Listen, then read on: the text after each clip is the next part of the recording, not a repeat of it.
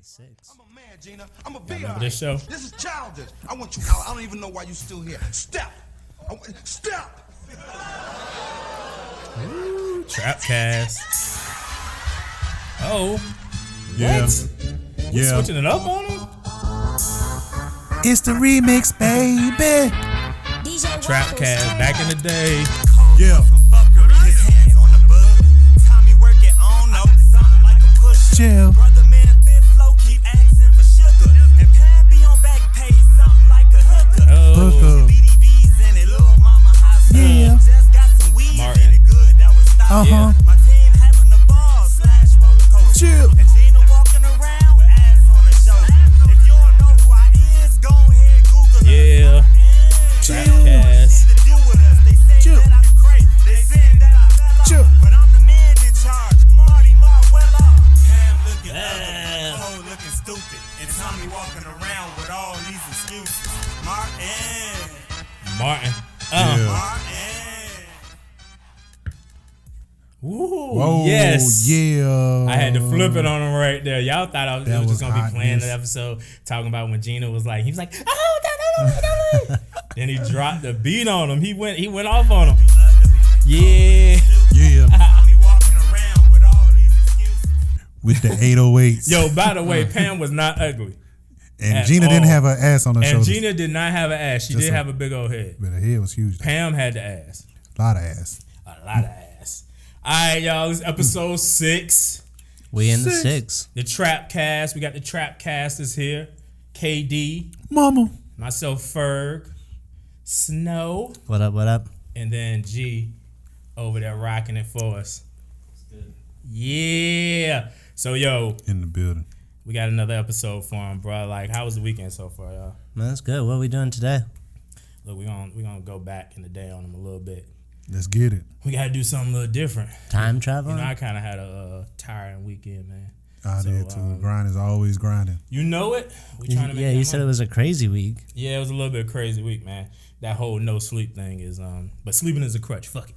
Nah, shout out to sleep. Sleep's good for you. Man. No, sleep is so amazing, feeling. Steve Harvey went in on people who go to sleep. So I don't know how I feel about sleep now. What did he say? He's like, if you go to sleep, you a bum. You're never going to be anything. People that accomplish shit, they never go to sleep. I'm like, man, He's get your got life together. He's got a pretty good track record of saying wild shit, though. Nigga, get a hairline. Something. I'll get a hairline deal. Come talk to me. Yeah, get a hairline deal. Go get find Safari Doctor and go get your joint. Or go to Tiger. Safari did get that good Tiger? hairline. Yeah, he spent the money and get that cheese. So, so if we talking about back in the day, so we're gonna kind of compare back in the day and now. And so the first thing I wanted to talk about is like cartoons, Back in the day. shows, Back in the day. movies, Back whatever. in the day. Back in the day when I was young, I'm not a kid anymore. But some days I sit and wish I was a kid again. Back in the day when I was young, I'm not a kid anymore. But some days I sit and wish Hey, I who was. sing that song? And everybody say, I remember way back when. And everybody say, Yeah, I was remembering me. and everybody say, I didn't even know the words. what? Back in the day. Again, back in the day. I think his name was Ahmed. Ahmed. Yeah. Yeah.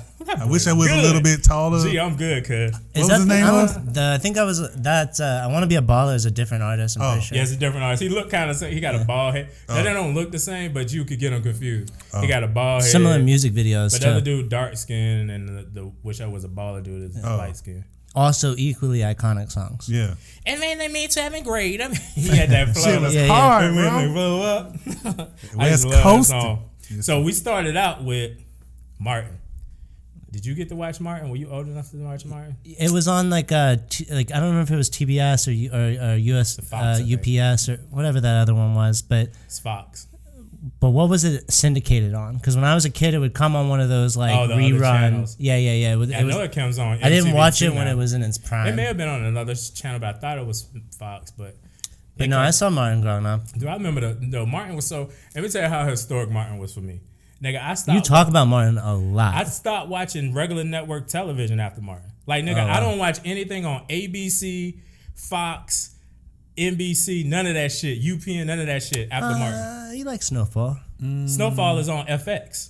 Is that not considered Fox? No, that's not. And I'm talking about cable channels. Fox News.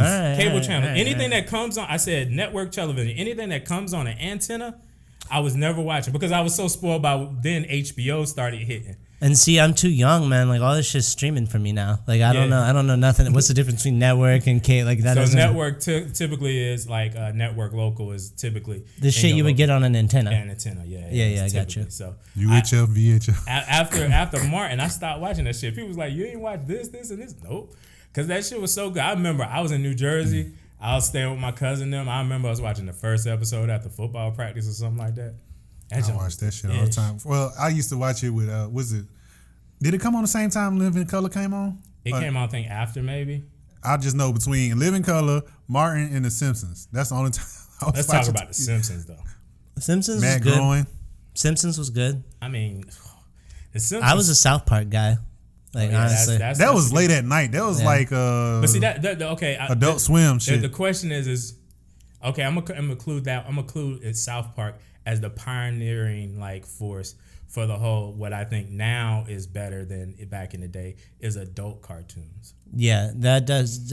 South Park definitely made it all right to be an adult watching. Like now today, them shits is adult cartoons is way better. Yeah. Then you didn't even have adult cartoons in the 90s. But South Park for sure is like an undeniable. Like it was like a lot of dumb humor, but there was also a lot of smart like issues. It was that they trailblazing. Yeah, I thought that it was before its time. Yeah, it was, yeah. South Park was the shit. It was talking about adult shit. I still fucks with. Yeah. I still fucks with South Park, and that's like the only cartoon I watch. I watch Boondocks. What about Family Guy?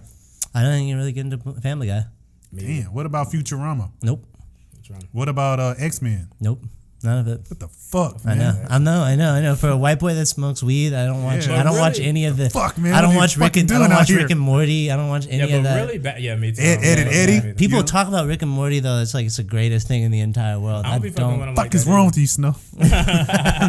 Snow's fucking up. But in the 80s and the 90s, It's like that's not why we have you here. the 80s and the 90s, the closest thing you had to like cartoons like that was really like The Simpsons. The Simpsons, and it was also ahead of its time. Yeah. I mean, Like they did a lot. Like Simpsons. maybe you had Ren and Stimpy. Like, Yeah. that was just crazy. Did y'all watch Ren and Stimpy? Because that was watched like Ren and Stimpy. that was your. That It was around. psycho. Yeah, Yeah, that was I some couldn't do weird it. It was the shit. dumbest shit ever. that shit was psycho. Super weird. I felt like if you were in Like Ren Looney and Tunes Stimpy, on then crack. you might like be like a school shooter one day. Yeah. Like That there was was a the- certain kind of kid that watched shows like that. Now, as far as kids' cartoons, I think like maybe, and that maybe is just because of me, but like 80s, 90s was like for kid cartoons was 100%. ridiculous. Like I mean, like Y'all have little kids in your family?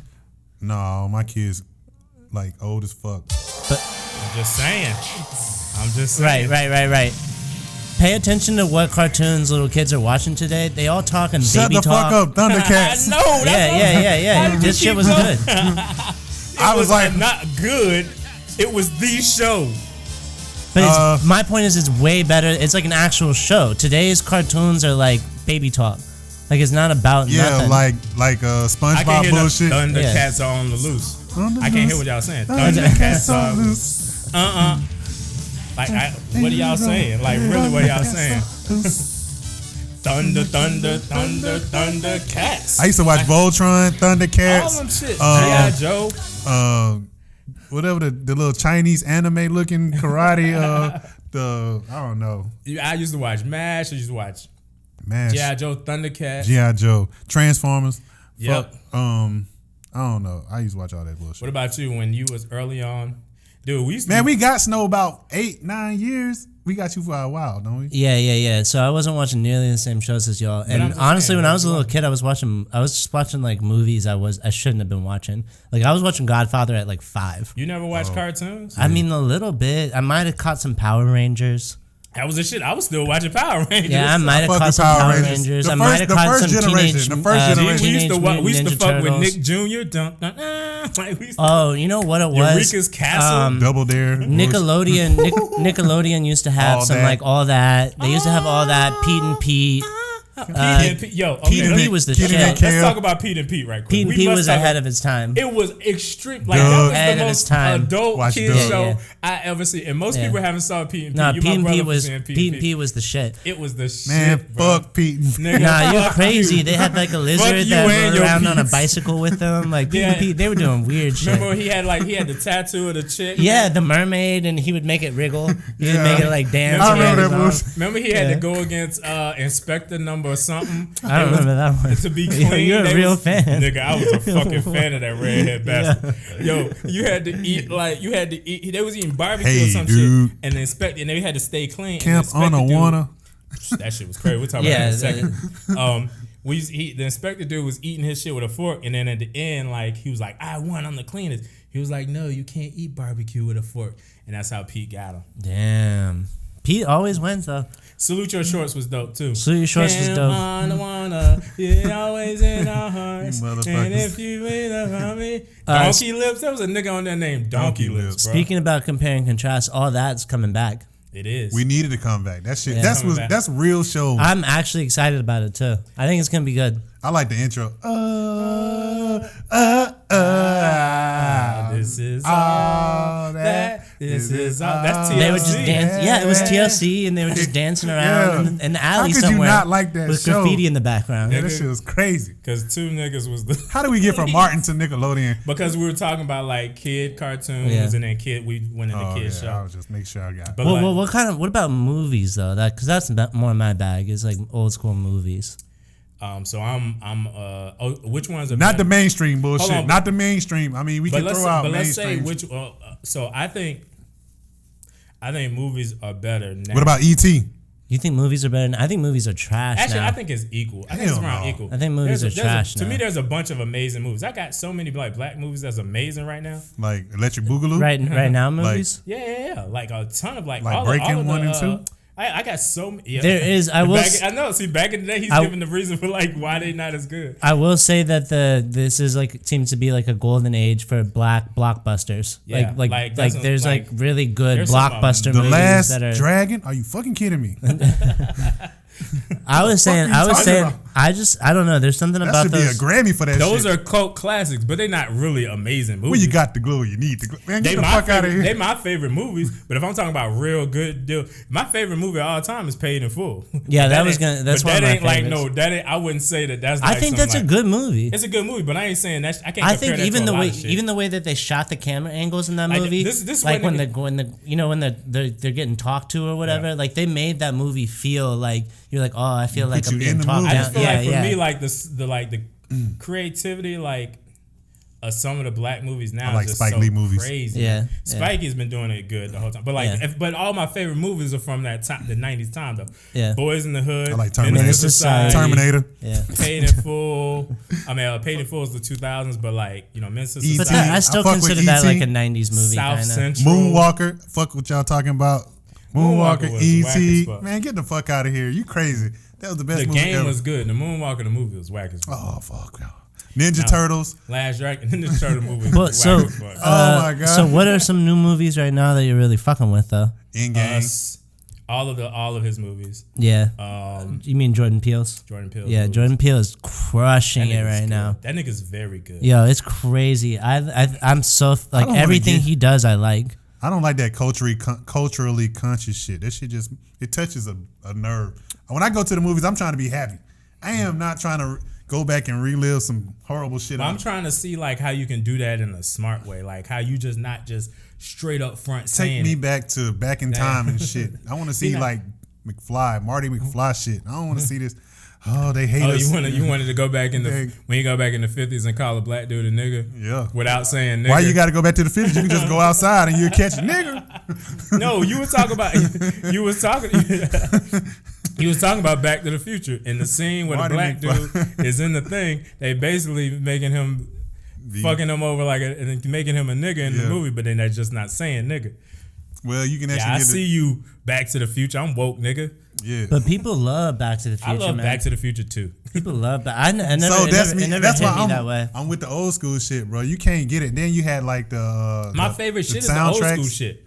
So you with the old So how school you shits. think new movies I said it's are equal. Good? Okay, all right. I said it's equally as good on each end. Like but for different reasons though, right? Yeah, Like I feel like the. I don't think it's better as the graphics. Fuck what you talking about. The graphics is crazy. I mean, this is the Like amazing. Lord of the Rings amazing shit. movie. There's a lot of them shit you ain't seen. Get Out was like suspenseful and funny and scary. It was like a and new smart. genre. Yeah, exactly. That's what I'm trying to like a new emphasize. genre Like of some shit. I don't know if there's ever been a movie like that before. Like it made you socially conscious, but it also made you laugh. Like it just did so many things. That was crazy. So I think it's equally like because you got like a I get what you're you got saying. like a Malcolm X in the '90s, blah blah blah. Yeah. So I think it's like equally yoked. Yeah. There's some equally yoked shit. I had to get the black people. That's what you got to say when you get the black people equally yoked. But I think it's like I don't think there's I think there's an argument on both sides. I think like, I don't think you can't argue with somebody like yo the '90s is better or the other side is better. To me, it seems it's pretty close. Yeah. But show wise, now is the best. I was just gonna say that. I think far. shows are better than they've ever been. This and shit, I don't know, like movies close. are not doing it for me lately. There are good movies. Like Get Out's a great movie. There's good movies right now. I'm just trying to think right but now. movies are not as good as they used to be. I feel like show wise, it ain't even close. Shows are killing It's it. not even close. I Shows mean, are if you start from Oz on. Oh yeah. Nigga, Yeah, ever since like Soprano, Oz, like ever since HBO started dropping those kind of shows. That's why I got fucked up. With premiere, like That's premium show, when the premium. Yeah, oh my god, that's why I stopped watching network television because them Yeah. shits came out. I was like, this shit on network television is whack Boring. as fuck. Yeah, exactly. You can't fuck no with one's Oz. killed. I don't get to see any titties. Like And so then that was HBO's got all of that. You You see fuck titties on every episode. You get at least see some titties. I can see the You Hispanic know, chick- even if it's a whack episode, you're gonna see someone dancing in a G-string. Yeah, so- like at some point. I can see the Hispanic chick from the Sopranos that dated the son. Smash! Oh my gosh! I remember that episode. Let me stop talking. Yeah. About it. But then what happened is like it was only on like HBO, but then that shit flared out to fucking FX AMC and all that FX shit. and shit. Yeah. Like that shit. It's now every show. So what's your favorite show right now? Snowfall. That's one I hear you talk about the most. So I like Snowfall. Before that, obviously, it was Game of Thrones. Yeah. But you know what we never did? my favorite show of we never talked about. Yo, do you remember how much this dude hated Bran?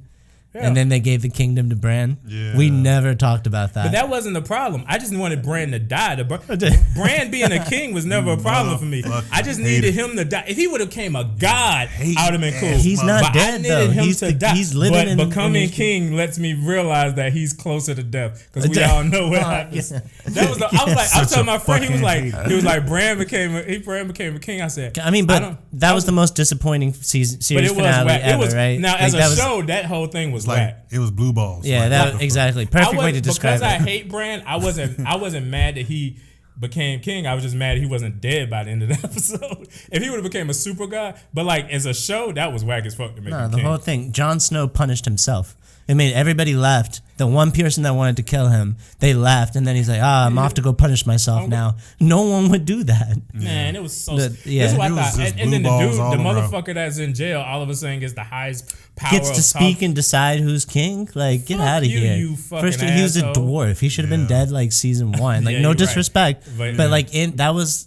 I don't know. Game of Thrones really let us down. He never got his ass whooped. I Yeah. think he should He have got his never ass. really got his ass. Like For all the shit in he those talked. in those times, no one would have like something like the Hound or somebody would have eaten him. Yeah. This is what Like, I thought was going to fed him happen to when the he started hounds. talking. He started saying that shit like That let dude the would snap his neck. let the king decide. They would've I shot thought him he out was of gonna cannon. then. I thought what he was then going to do is say, guess who the rightful king is? Jon Snow, and then that's where it was going to like all spiral into. But this motherfucker says Bran should be. The king of the broken And or this some shit. asshole said nothing like usual.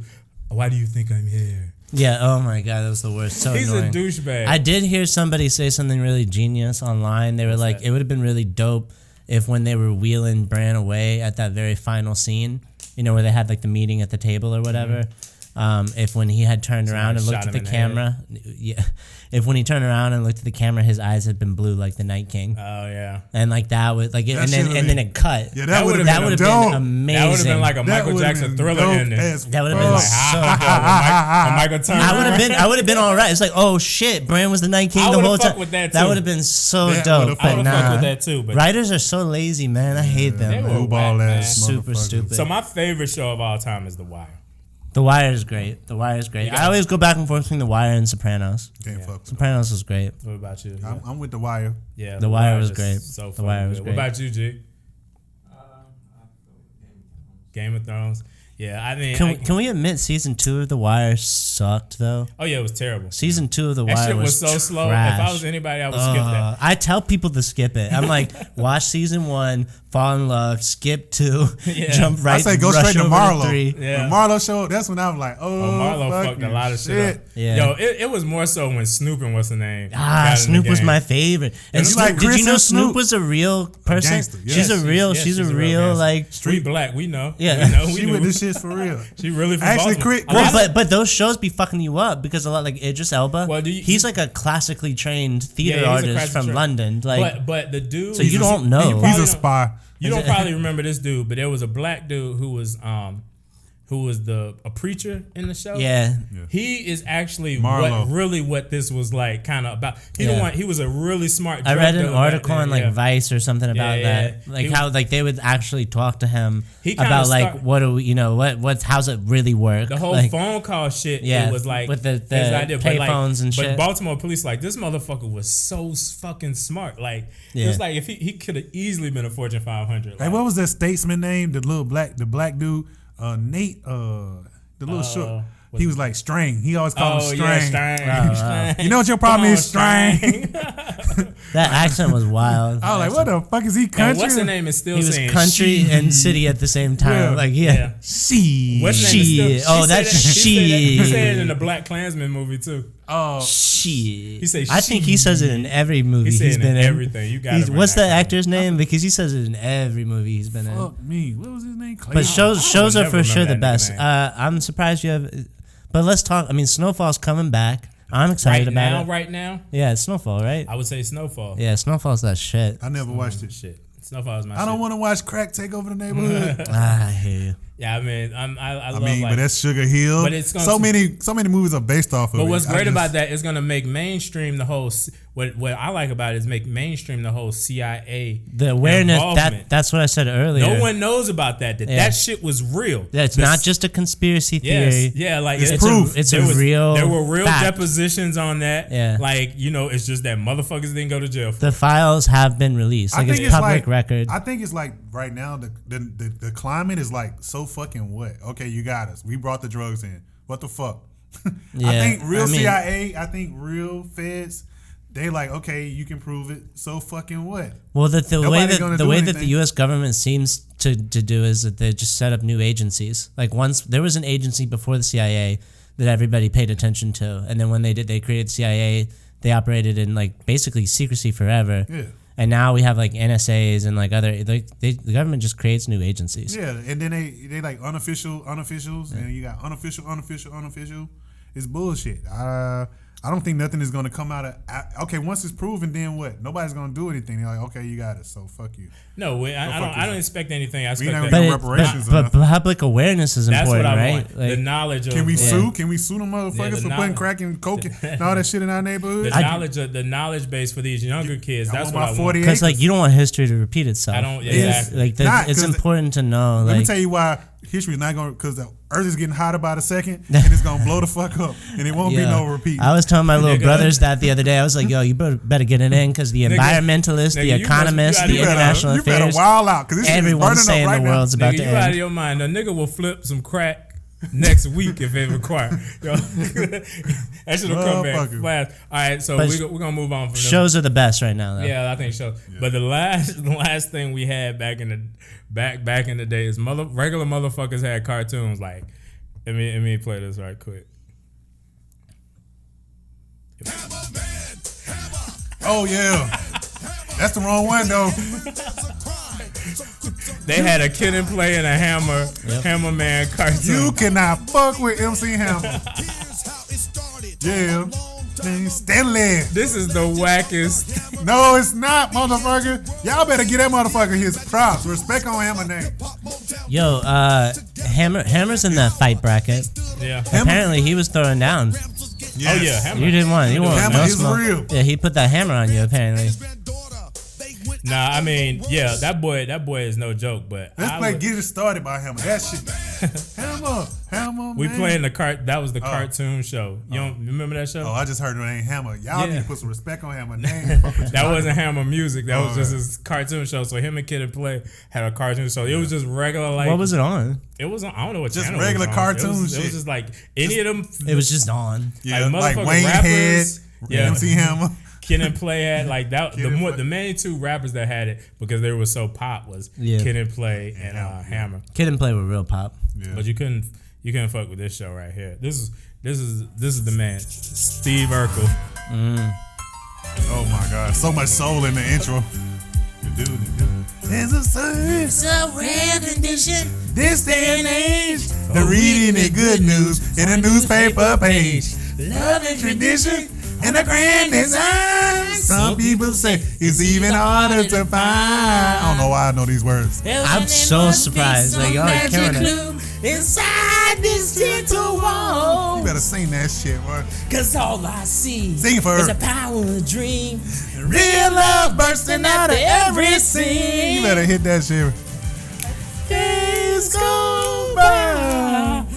Feel I don't know this. Happiness. You better.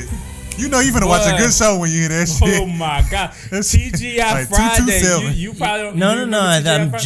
just old enough to catch a little bit of that. TGI Tootsie Taylor. Friday. So we got Steve Urkel, Stefan. Remember Stefan? Oh my gosh. Have y'all seen? I don't know his IRL name, but Steve Urkel is out here today. Yeah, he's doing that new show.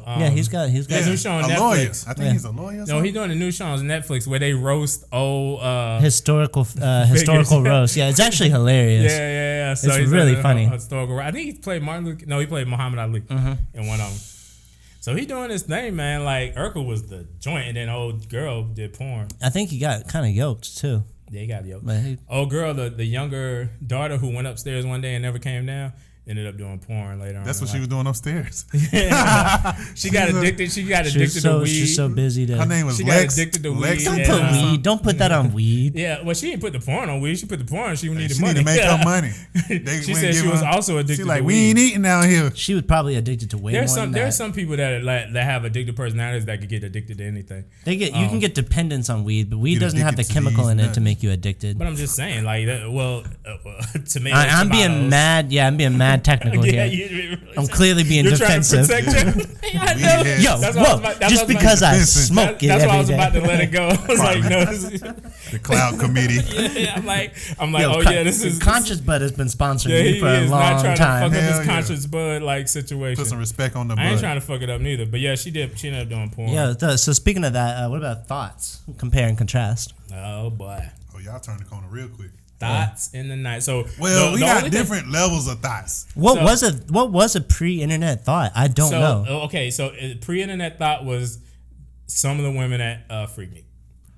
Yeah. So that was the first time we saw thoughts. So like Thought was just a loose woman. The same Yeah. chick that hung out at like the food court of a mall. I thought it's a rebranded hoe. No, You just she's rebranded. doing the same thing that a chick is doing on Instagram at Freaknik. I think that's what I know, but three Freaknik is like a week of the year. Like, what about the rest of the Just year? saying, they What did you do? They made up for 10 years each Freaknik on every But woman. where did you go? Like, if you missed Freaknik one year, where did you get a thought? You got a thought at school then. I thought, well, okay, like, so then probably also like the roller rink, No. like the mall. I think you guys got it all fucked up. There's hoes, thoughts, and thougtsianas.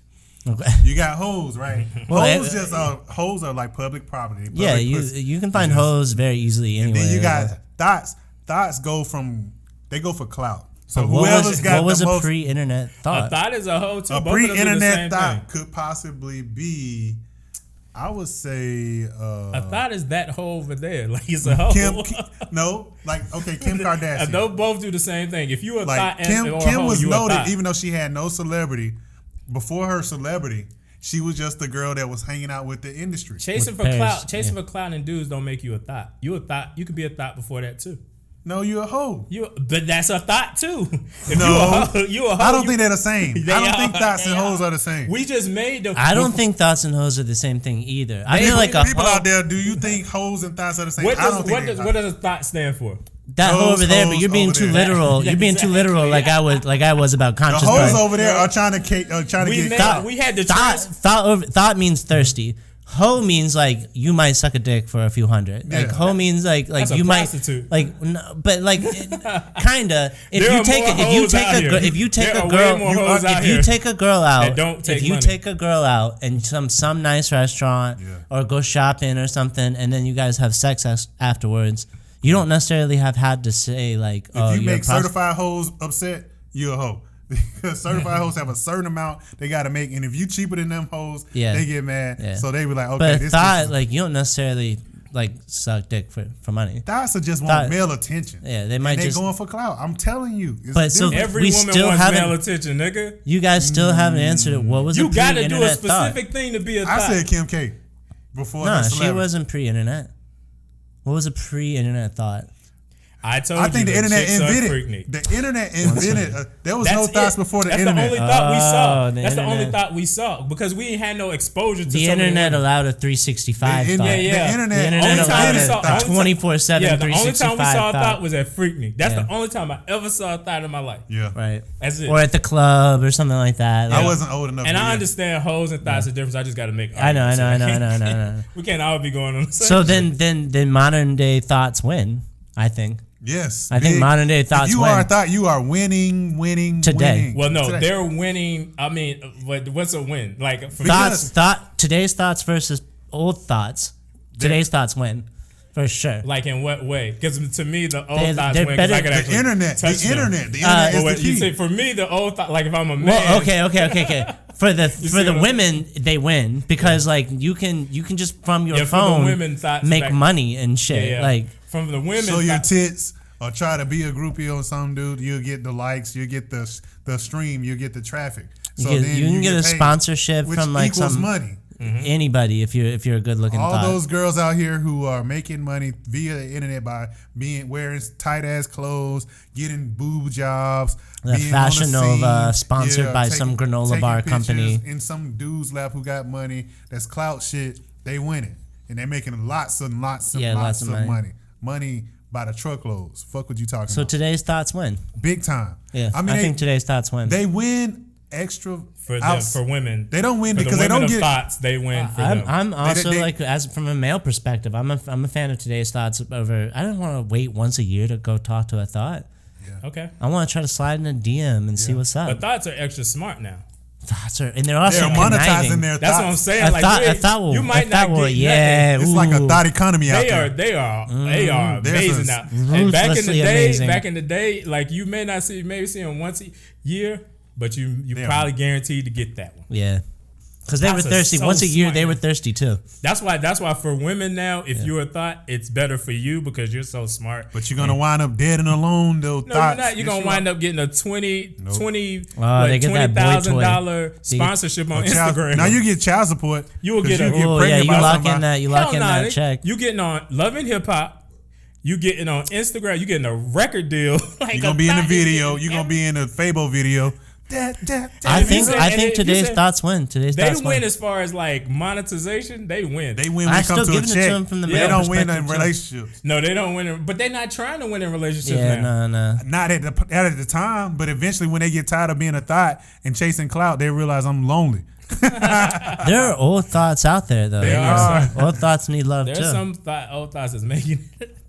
All right, so yo, let's talk But about. I don't know any pre-internet thoughts. Yeah, like I said, the only time you saw them, the only thing close to a thought now was in Freaknik. If you were twerking at Freaknik, you were a thought. So girls they out were there, doing more. if They you was get straight up. if you get a thought, if you want to be a thought, they go were doing ahead. what they were doing on Instagram now. I'm should saying, have yeah, like on top of a car though. training. On top of, exactly on top of On top of a car. in front of a video camera. Yeah. Some women were doing that. We're not talking about all chicks, Hey, but a lot of you. hey, you gotta give a shout out to old cars because you can't get on the roof of a car now. You will fuck up a car. Yeah. Back in the day, you could put a girl on the hood of a car and let her twerk for a while, and it would be fine. But nowadays, you put a girl in a Camry. You gotta call that shit's Ken gonna Nugent, 'cause crumple. your shit is all fucked up. Yeah, You it's gotta get gonna your insurance crumple. claim in. You got booty marks on your So let's trunk. talk about the club scene from like regular clubs to strip clubs. Like, so this is what I remember. If I'm talking about, we're gonna set it from like early 2000s to like 90s. We wasn't really in the club in the 90s. I mean, I was gonna say I'm was in the parking legally I wasn't allowed to be in a club I was in until the like skating rink. 2010 So or 2000 something like for that. us, and we talking about in the ATL more so, y'all. Yeah. Skating not rink. all over the country. So for me, like, well, the skating rink was for the kids. We talking about clubs. Oh. So for us, it was rolling down Peachtree Street.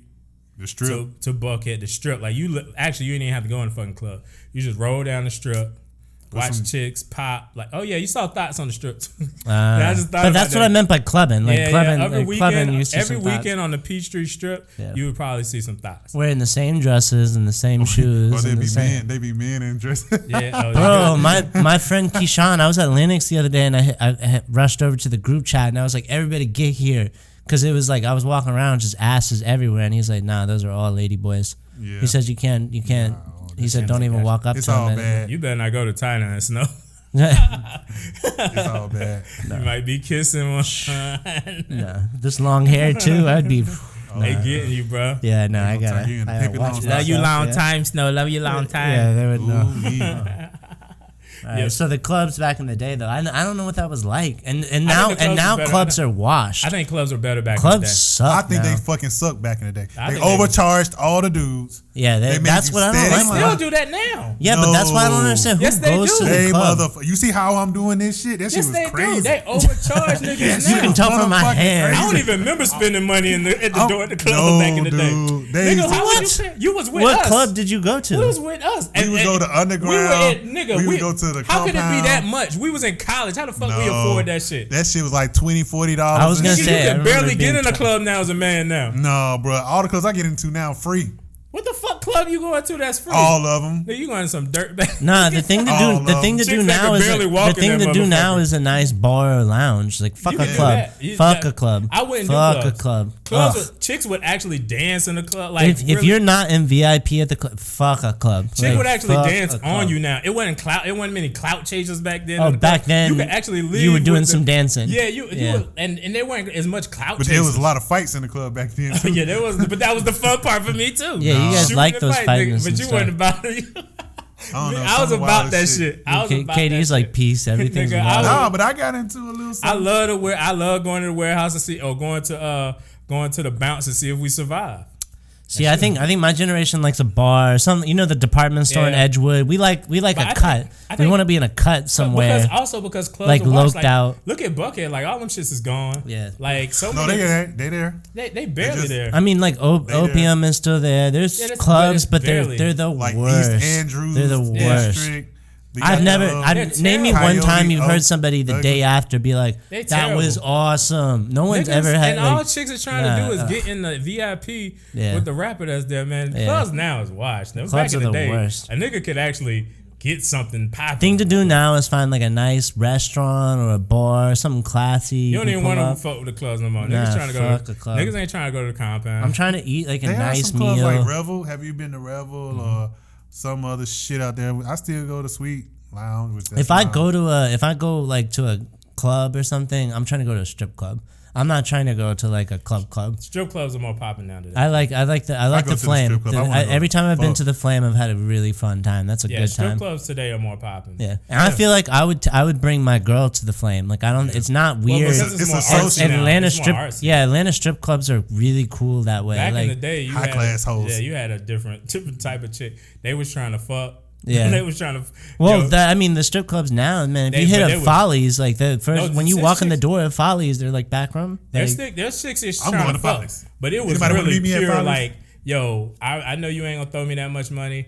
I'm trying to just fuck you. Oh, after yeah, this yeah, right yeah. now. Hey, I Back need in to the get day, her name. it wasn't raining like it was now. yeah, Yeah, them dope dealers fucked that up.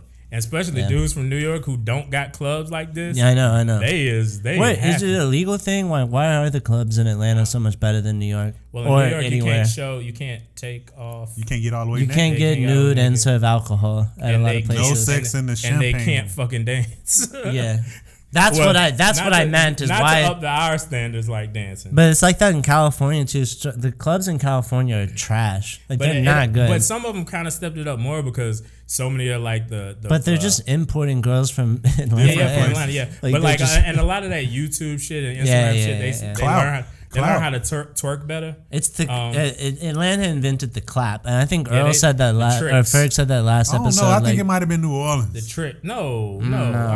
The clapping and the acrobatic made tricks. Oh. They made that up. Yeah. Man. Atlanta turned it into Cirque du Soleil. It became an art form. Like that shit is like chicks shaking her head like, damn, how you got the muscle? I like that strip club culture is like a little more normal now. Like your girl can take like a strip dance class with like her friends. It's not taboo. Like she has like a mimosa and like they post photos on Instagram. I had female friends and girls that just was like cool with going to strip. Yeah, that's what I'm saying. Because it's like way more artsy now, and the chicks actually look pretty now. Yeah, that's true too. They're not as busted looking. Nah, back in the day there was some busted. There might be like one good looking girl at the strip club. Titties, what the hell kind of clothes y'all gonna take? Nigga, Magic City. Magic City never had busted. Nigga, you out of your damn mind. Nigga. I didn't go to Magic City back in the day, so I never seen an ugly chick in Magic City. I've seen ugly chicks. They even got the past like pictures that you can see online. Ugly ass chicks they had. I'm saying there were some cute ones in there. Obviously, Magic City. I mean, if you like put them on the standard with the other ones, I would say they had the cuter ones. What about Claremont Lounge back in the day? Claremont Lounge. I never went to Claremont Lounge. I've never been, but I heard. Gross. It's gross. I would never. I want to go to Claremont. I want to see. I used to be like that, but then the last time I went, it was like there was like pregnant stripper night, and I was like, oh, it's just too much. That old shit. It made me feel sad. You know, like there's a baby in there. Like I don't know something. There's something. Yeah, it was weird. It was weird. Sorry. Yo, so Snow, you got to take this over. The weed. Okay, talking about that conscious bud. So we know weed is better now. Yeah. I ain't even back in the day, it was so sketchy getting weed. You get some like brown. I don't even smoke. It nasty. I don't even smoke, but it was all. It was all Reggie. All my friends were smoking. Oh, it was Reggie. It was all Reggie. My friends were smoking. You call the weed guy, and he'd come over with a sock. And he'd be like sprinkling crumbs out and shit. Yo, when I first seen what a bud look like, I'm like, nigga, that's what weed is. Yeah, you're like when you realize it's a real flower, it's a fucking like flower. It's like a pretty plant for the first, like it's supposed to be green. Yo, I think I seen Snoop. I was like, what the fuck is that shit? What's that round fucking shit he got? See, like growing up, like every once in a while, somebody would be like, oh, I got some. What do they call it? They call it Northern Lights. They'd be like, oh, I got some Northern Lights or some White Widow or something. White Rhino. Yeah, exactly. Yeah, it was always some white something or other. And it would be so expensive. You pay for it, you get super stoned. Like, but now you got now you got everything, man. It's nice. You got hash. I still hear that our weed over here is trash though. I talked to this Cali girl. She was like, this over here. All of our weed is imported from Cali. Yeah. Now everywhere, like all the shit is imported from Cali. Pretty much everything that's getting smoked in Atlanta is from a state that's legal. Yeah. Like every state that's like Colorado weed. Yeah, Colorado, Oregon. Yeah, most of people don't really grow in Atlanta anymore. If they do, they grow in a really small, like limited supply. Yeah, like in their backyard for them. You know what I mean? Like for personal use, exactly. I don't know if she's smoking that. I don't know if she's smoking that Killer Mike weed. Well, and then the other thing is like even if you're in California, like weed, just like any other thing, like you can get good or bad weed. Like you can get bad weed in California. Like there are people that just are lazy. Yeah. Like they don't grow good stuff or whatever. Weed's definitely better now. But it's cheaper now. Like I said, niggas is know what you're smoking now. That's dope. Like back in the day, it was kind of a mystery. Like you don't know what might be on that. Yeah. Now it's like I can see the percentages and shit. I still think niggas. I still think some niggas is giving niggas angel dust out there. I do. That's why I don't buy like that from. I don't buy from like real dope dealers anymore because I don't trust them. I buy from like older adult hippies and like you know what I mean, like people I can really trust. Like pay a little more. Like no, it wasn't sprinkled on with something. Yo, weed guy gotta have a tie-dye shirt on. Yeah. Tie-dye shirt. That nigga had to have gone to Woodstock. I want him listening to a lot of Grateful Dead. Oh yeah. Like I want him listening to like. I want him coming in singing that song that KD was singing it. Blinded by the lights, went up like a deuce and made a roll. That shit is the shit. Yeah, that shit would get me out of bed every day. But now, like some dudes, I think are going too far. Like I've said, like when I see Action Bronson, like the shit, yeah. Like the well, and they're doing like dabs and stuff. I don't fucks with any of the waxes. Niggas is taking the weed. They getting the high powered ass weed. throwing the dab, rapping that shit. If it looks like you're smoking crack and you're using a butane torch, that's not for me. I'm very old school that way. I just want to wrap it up in What the fuck is a dab? A dab is like when they take high concentrate if we doing this kind of the you gotta learn THC. this. Like it's like the crack cocaine of weed. It's the purest. It's like, the base of weed. Basically, it looks like wax, and they put it on like a metal thing or some kind of bowl, and then they heat it up. They heat it up. Oh man, like they finna put it. Like they finna. It look almost like it looks exactly the same way you see crackheads hit crack. You know what candy apple look like when you melt the sugar? Yeah. That's what it looks like. Caramelized. It looks caramelized. And when people smoke it, it looks like they're smoking crack or meth. Like it looks like you're watching. Actually, it don't look that bad. It look like to me, it just look like they're smoking something that may be really sweet and yummy. Like I can't even front. It don't look bad to me. So, I mean, but according to Breaking Bad, meth looks like pop not rocks, natural. but I don't want that. Yeah, no, it does. It's not. You make it with butane and all kinds of shit. I just want some. I want something that. I want conscious bud. That means water, sunshine made it. Yeah, like I just want that. But sometimes they mixing it with like hash, so you have the weed with the hash, and then you'll do the like fucking dab with it, and then them niggas will do layers of that shit. Like they'll have the dab to keep it stuck together. You get a big ass fucking block of. And it's everybody's got their own shit. I'm never gonna judge somebody for having their own flavor. Them but niggas smoking crack. You was right. Them niggas smoking crack. I feel like it's best just to keep it with that natural. Yeah. Plus, that seems like that would be too much work anyway. It's a lot of work. It gets you really fucked up. And Snoop said he can't fuck with that no more. No, Wiz says the same thing. He's like, I just do that plant. Wiz has got his own strain. I think that's dope. Everybody's got their own strain now. 2 Chainz got gas. That's what his is. Yeah, called. everybody's got some strains. I just want regular weed, like That's what conscious bud. That's why I like this today, because you can buy some normal weed. Like you can be like, look, dude, I just want like normal weed. Like I don't want to be like Garfield on the couch. Put on my diggable planets and smoke it. Some diggable planets or like Far Side while smoking some weed is like the best that there ever that might is. get you paranoid. Some shit like can't keep running away. You might actually stop. Your first time you might actually start running away. You get paranoid and shit. What's going on? I will say that one of the funniest. I don't know if we have time for it right now. One of the funniest weed stories I've ever heard is you talking about. Friend of yours that did edibles for the first time. Oh no, I can't tell that story. Yeah. I can't put that story out. But anonymous, he or she shall not be named. But Ferg knows somebody that ate edibles. It's an amazing story. Ate edibles one time. And it's too close to it's too close to people I know. I hear you. It won't be. It might not be a good. That's something. I mean, that's a public service announcement. If you're not that experienced with conscious bud, don't eat an edible. Like you should be experienced with weed before having an edible. And let it digest first. Let it digest. Give it a minute. That takes about 45 minutes to an hour. No, nigga, they don't listen. I told the niggas. I know more. I don't even do. For somebody that's never smoked weed, Ferg knows a lot about so much marijuana. I told this motherfucker. Undercover weed. I told him. I said, nigga, because I mean, to be in the industry, like you can make a lot of money off that shit. I'm trying to figure out how to make money on it. You should know about this shit. If you like, it's like blow. Yeah, like it's the green is the new gold. There's a lot of niggas that smoke that own cigarette comes in and don't smoke cigarettes. Right. I want to be in the game. I'm for some of them billions. Big facts. But I told the motherfucker that it was on them. Motherfucker was like, my heart. Yo. Blinded by the light. Yeah, man. Yo, here goes something crazy though. God, they caught this on camera.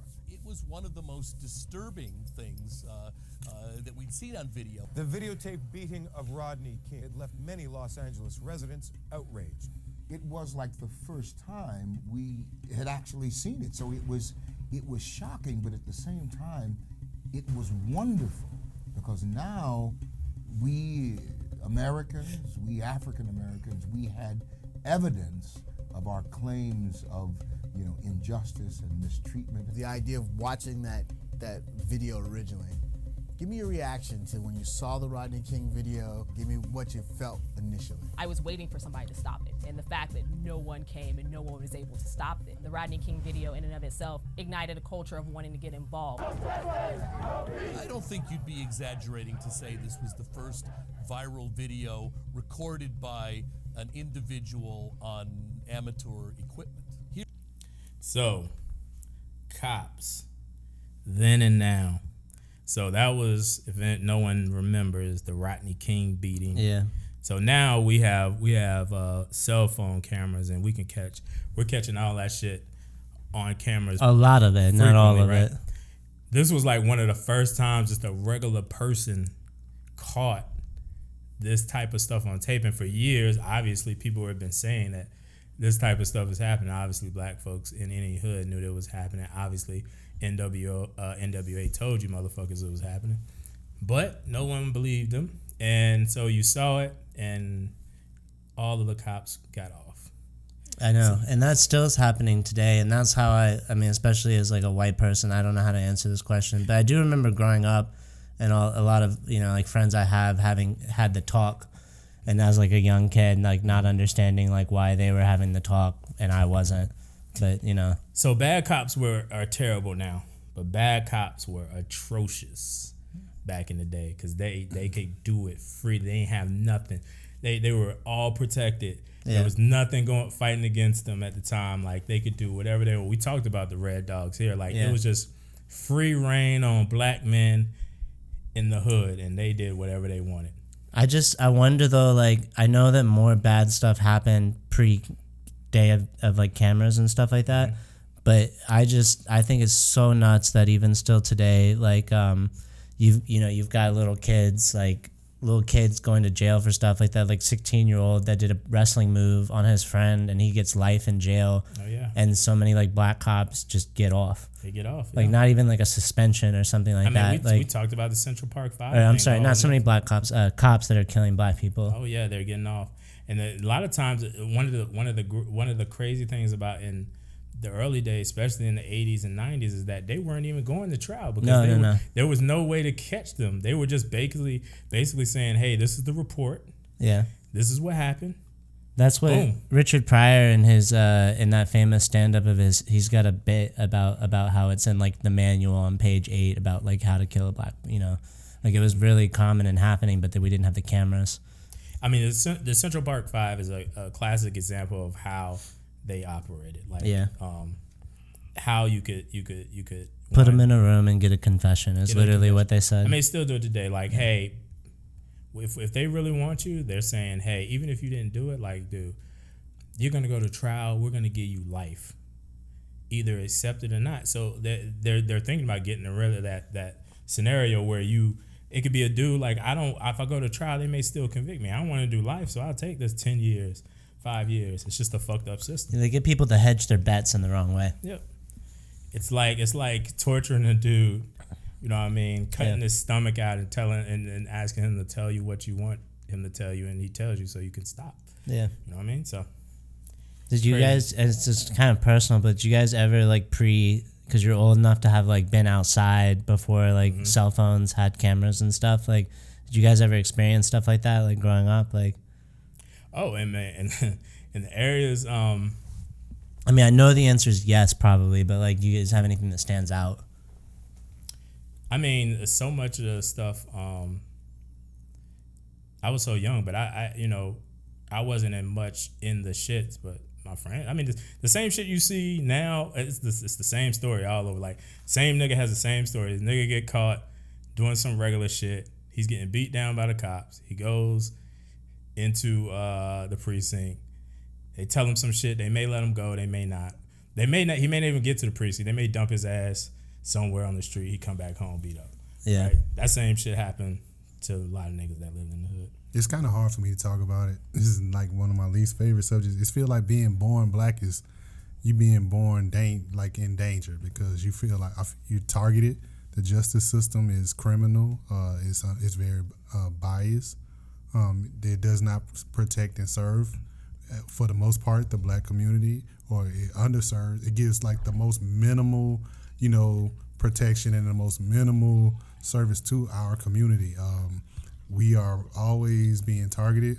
We've always been marginalized, harassed by not just the police, but just the whole legal system, from the judges, society too. Yes, we're being stigmatized as the criminals, the culprits, the assailants. We always as soon as something happened, we are already getting a title an assailant, an accomplice, a culprit, aggressive blackmail or something. Yeah, and let's not get it twisted. It is not just white cops. No, it's not. It's really not. It's not just white people. It's from the top down. Yeah, and don't ever try to use that excuse where, well, there was a black cop involved. We've gotten some of the worst. The system. Some of the worst I've ever seen is by a black cop. Yeah, it's bad. It's the worst I've ever seen is by a black cop. What is the psychology on that, you think? It's just the mentality. Like, it's a system. Like, so many people have been taught, even regular people. It's a power dynamic.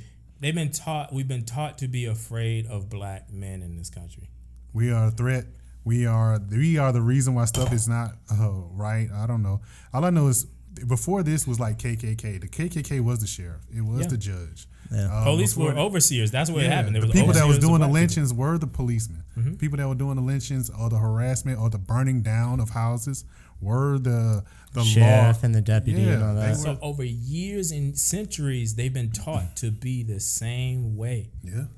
And they're the same people. They're the descendants of the same people. Yep. People don't realize those are the grandkids. They were the nephews, the nieces of the same people who've been doing it since the beginning of America. And so then if you're a black man, you join the force, eventually you're taught the same. The Strom Thurmonds of the world, you know, it's from the top to the bottom. I mean, it's racism all the way to the top. And we are like, it's like we are a byproduct, or we're a byproduct of America. We were like the unwanted portion of America.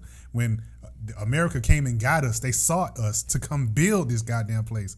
And now all of a sudden we are like, what the fuck do we do with these unwanted ass pieces of America that we don't want anymore? They're in the way. They're taking up space. We need to get rid of them. They don't belong here. It's actually more of a fear thing.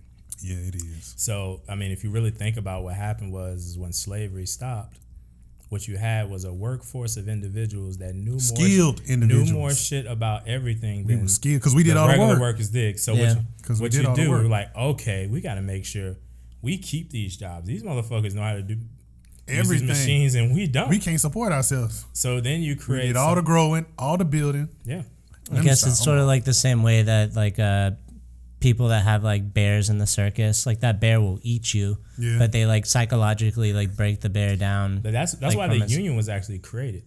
The union was originally created so a lot of white men could keep their jobs without the black slaves taking over their jobs. And then eventually what you get is the overseer approach, where now you can't enslave these black men legally, but you enslave them by throwing them in jail systematically, right? Yeah. And you create a scenario where you can continue to keep them down. Like a lot of people don't realize why is the oppression so different between like black men and like maybe like an Asian man, right? It's because there's such resentment for black people. So you take a scenario, Civil War, right? You got black people that are slaves, and everyone is saying, oh, we're fighting to free these slaves, right? Even people in the North are like, so my sons and husbands are going down to fight these slaves. These men are dying, right? On both sides, they're dying for what they see is these worthless niggers. Don't matter if you're North or South. Yeah. So at the time, I don't think that the North like I think people sort of like romanticize like, oh, like Northerners like black, like no, there wasn't it wasn't about like, I mean, and it wasn't even that they were racist at all. It's just that I just don't know if like white people got along with black people like on a broad spectrum at that. It's individual. I don't think the North hated. Like, I don't think it was a hatred for black people because the North really didn't know black people because they really very few met a black person. Well, that's but I don't think that like the white people like the major goal was to make a United States. That's the only reason. Yeah, I think that's what I'm trying to say. I think so the Northern if freeing these niggas, we'll free these niggas because our ultimate goal is to have a United States. And the North and most of them were cool with that. The South. The Southern rich were cool with that. The Southern poor didn't give a fuck because they couldn't afford to have slaves. Yeah. Most people in the South could not afford to have slaves. Yeah. So it was the rich men of the South that started. And so what happened was these individuals' sons and fathers died on both sides. They lost their land. And now you're blaming us for this whole thing. Yeah. There's such a resentment. You are the reason why I lost my land. You are the reason why my ancestors' home was burnt down. You are the reasons why I lost my job. You're the reason why such and such got the job at this factory in 18 whatever. Meanwhile, we being raped. Meanwhile, we being brutalized, dehumane, decapitated, lynched. They doing all kind of experiments on us and all kind of other shit that I don't even want to talk about. It's so much more of a resentment for us and a resentment for each other because of what we've been through throughout these years. So like you look at like the Asian dude who was on the railroad wasn't getting that same type of like fucked up scenario, fucked up dynamic between each other. So it's interesting. And they were given opportunities. And they were taught to oppress us. They got resources. Yeah. They were always taught to oppress us. They know how to oppress us. They were Native American slave owners. Yeah.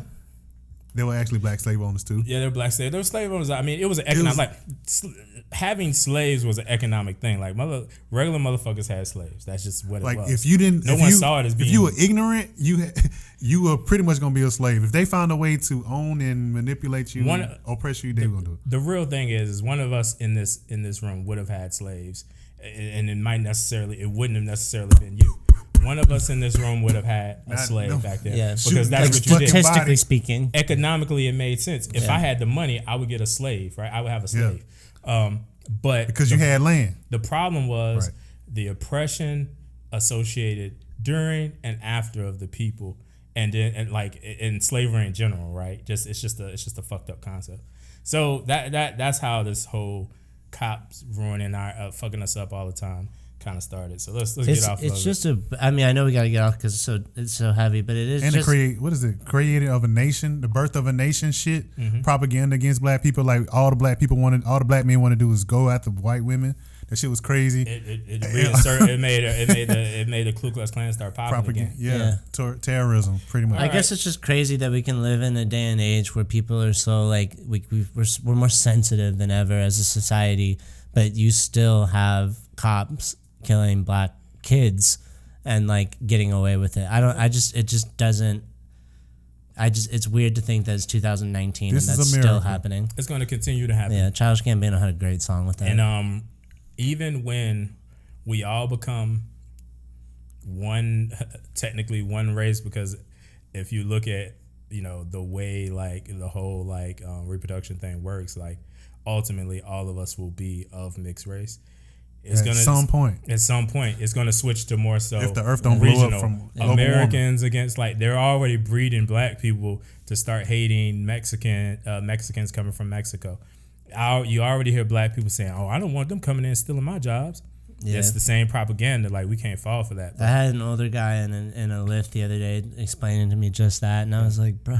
Like they said the same shit about us. Like, yo, I'm just this white kid in the back. Yeah. I don't want to say shit. Like I think white people could benefit from listening and talking less, like listening more and talking less. But I was surprised to hear that. So let's move on. Let's move on to the music side of things. Like let's move on to the music side of things. Like.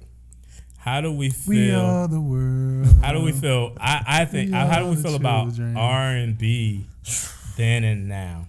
All right, this is a heavy one for me because R&B is like 70% of what I listen to. Okay. R&B back then is way better than R&B right now. No, Fuck what you talking. I agree. Fuck what you talking about. Fuck what you talking about. We're in the golden age of R&B. R&B is about to. Well, first, R&B ain't even R&B now. It's hip-hop. Hold on. Listen. Well, that's what I was about to say.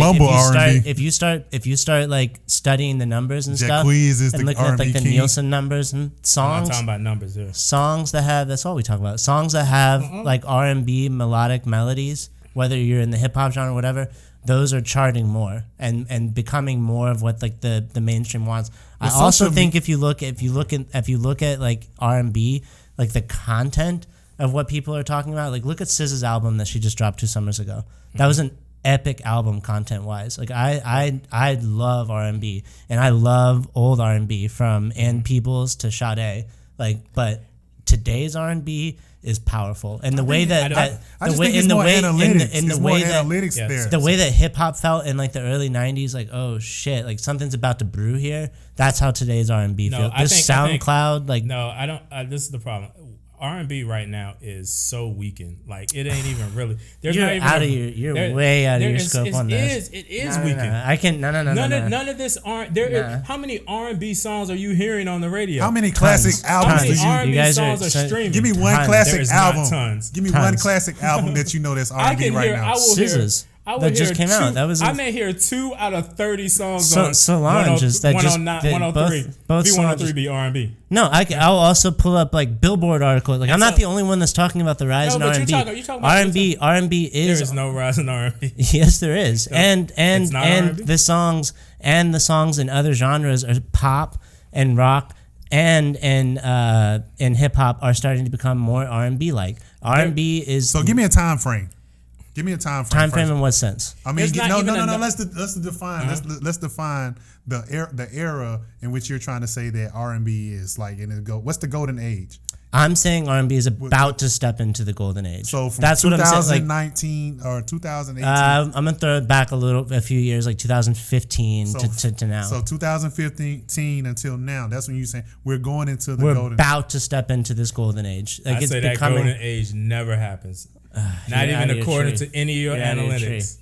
Keep looking at the analytics. You basically looking at them. I'm not just looking at analytics. Like look at Ed Sheeran. Look at Ed Sheeran's album. That was an R&B album, but it was sung by a white guy. You got like Maroon 5 and Ed Sheeran. Maroon 5. A bunch of other people are like that too. Okay, that's an R&B album. Pop. I've heard it. Bro, that was full of R&B melodies. Okay, that's an R&B album. That was full of R&Bs. I'm not giving you that one. Yeah, you don't have to, but there's a lot of other people that have said the same thing too. I'm not giving you that one. So it's Taylor Swift and this is what Taylor Swift is stealing from it too. It doesn't. So you guys are being Justin Timberlake. You guys are not missing. You guys are missing what I'm saying. I would say Justin Timberlake's album. Obviously, Justin Timberlake has R&B like vibes, but it's and that's the word. That's specifically the word I'm saying. Like the influence is R&B. I'm trying to find where you at. I'm trying. The influence is where it's at. I'm not saying that Ed Sheeran could compare to a Sade album. That's not what I'm saying. But the influence. I'm saying it's not R&B. I'm trying to find. Okay, go ahead. Just keep going. The influence is there. The influence is there. So and this is what I'm gonna say. Oh, you want to keep going? You can keep going. Yeah. So this is what I'm saying. I would agree that the substance of the very few R&B artists that exist now is really good. But I don't believe that there's way more than you're making it out to be. There's way more. There's literally like no. There's like 6 iTunes playlists that I can pull up right now that have hundreds of R&B artists that are all in the Billboard's top 200. But there were way more in the 90s, dude. There literally is almost only R&B. The golden age. 70s to 80s. What's your golden age? The golden age of R&B to me is from 80 to like early 2000, like something. What's the cutoff? I would say I would give 2000 the cutoff. What? Give me the last artist that can fit on that list. So like maybe Little Mo. You got. I don't know if Lil Mo not Faith. Faith Evans. Faith is even farther than that. But like also, how are you guys defining this? Because Lil Mo was not like on the Billboard charts the way that I'm talking about. Like what are you talking about? Like there was way. What I'm saying is that there was a point where R&B was dominating music. What I'm saying is that and there are different things between like melody and feel of music that may not match up. Because I agree that R&B, the reason why I listen to more hip hop is because R&B lyrically isn't all that great. It's very few artists that actually.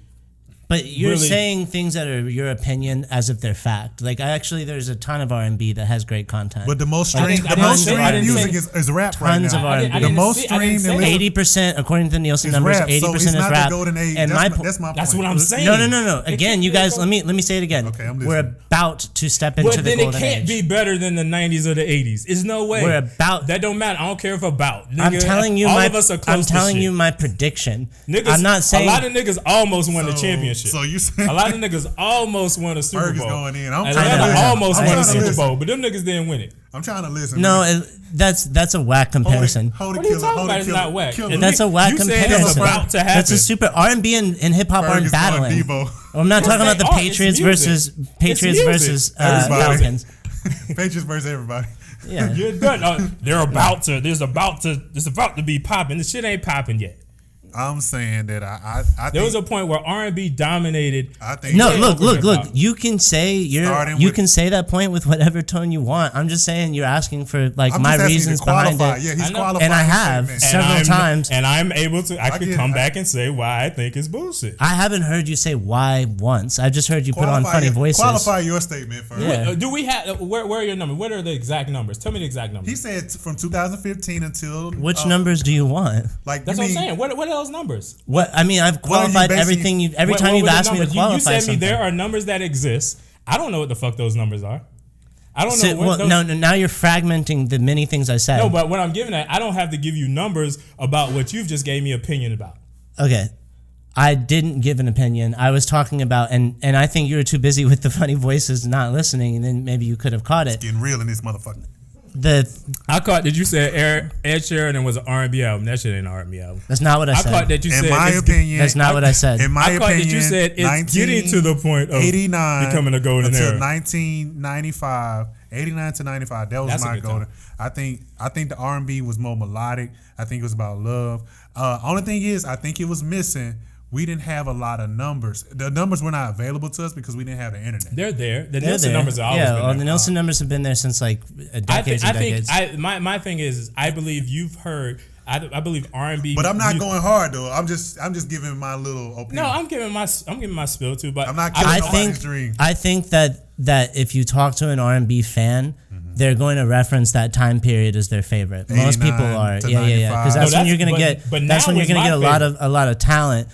And earlier, what I was saying is, I think that there's something brewing right now that has a lot of those elements of those early day and age, where people are getting in their bedroom, are tired of the bullshit. And people are tired of the gimmick music. People are making the movie. They're making the music for them again. I feel like R&B got into a bad place where it was like because people are referencing. No, my favorite era of R&B is now, and you know that because I tell you about Frank Ocean, Dwelle, because it's so much more lyrical. But I think there were. I'm going on a different angle where I believe there were a lot more spins of R&B music on the radio during that I believe that was the golden era time. I'm gonna pull up some of the articles I've read recently. I think you'd be surprised about the numbers especially the way that people are qualifying. I think we're swinging that way. I think we're swinging more to R&B. I just don't think it's. I don't think the numbers tired of the bullshit. R&B according to Nielsen, and you're asking for specific numbers. R&B has been the fastest growing genre for the last 4 years. I'm not saying so that it's not. When I'm saying my prediction. I'm saying it's growing, but it's not the top. But it is swinging back to the top. It's definitely swinging. Never said it was the top. My prediction is that we're going to see just like reggaeton is about to see a crazy influence in pop music.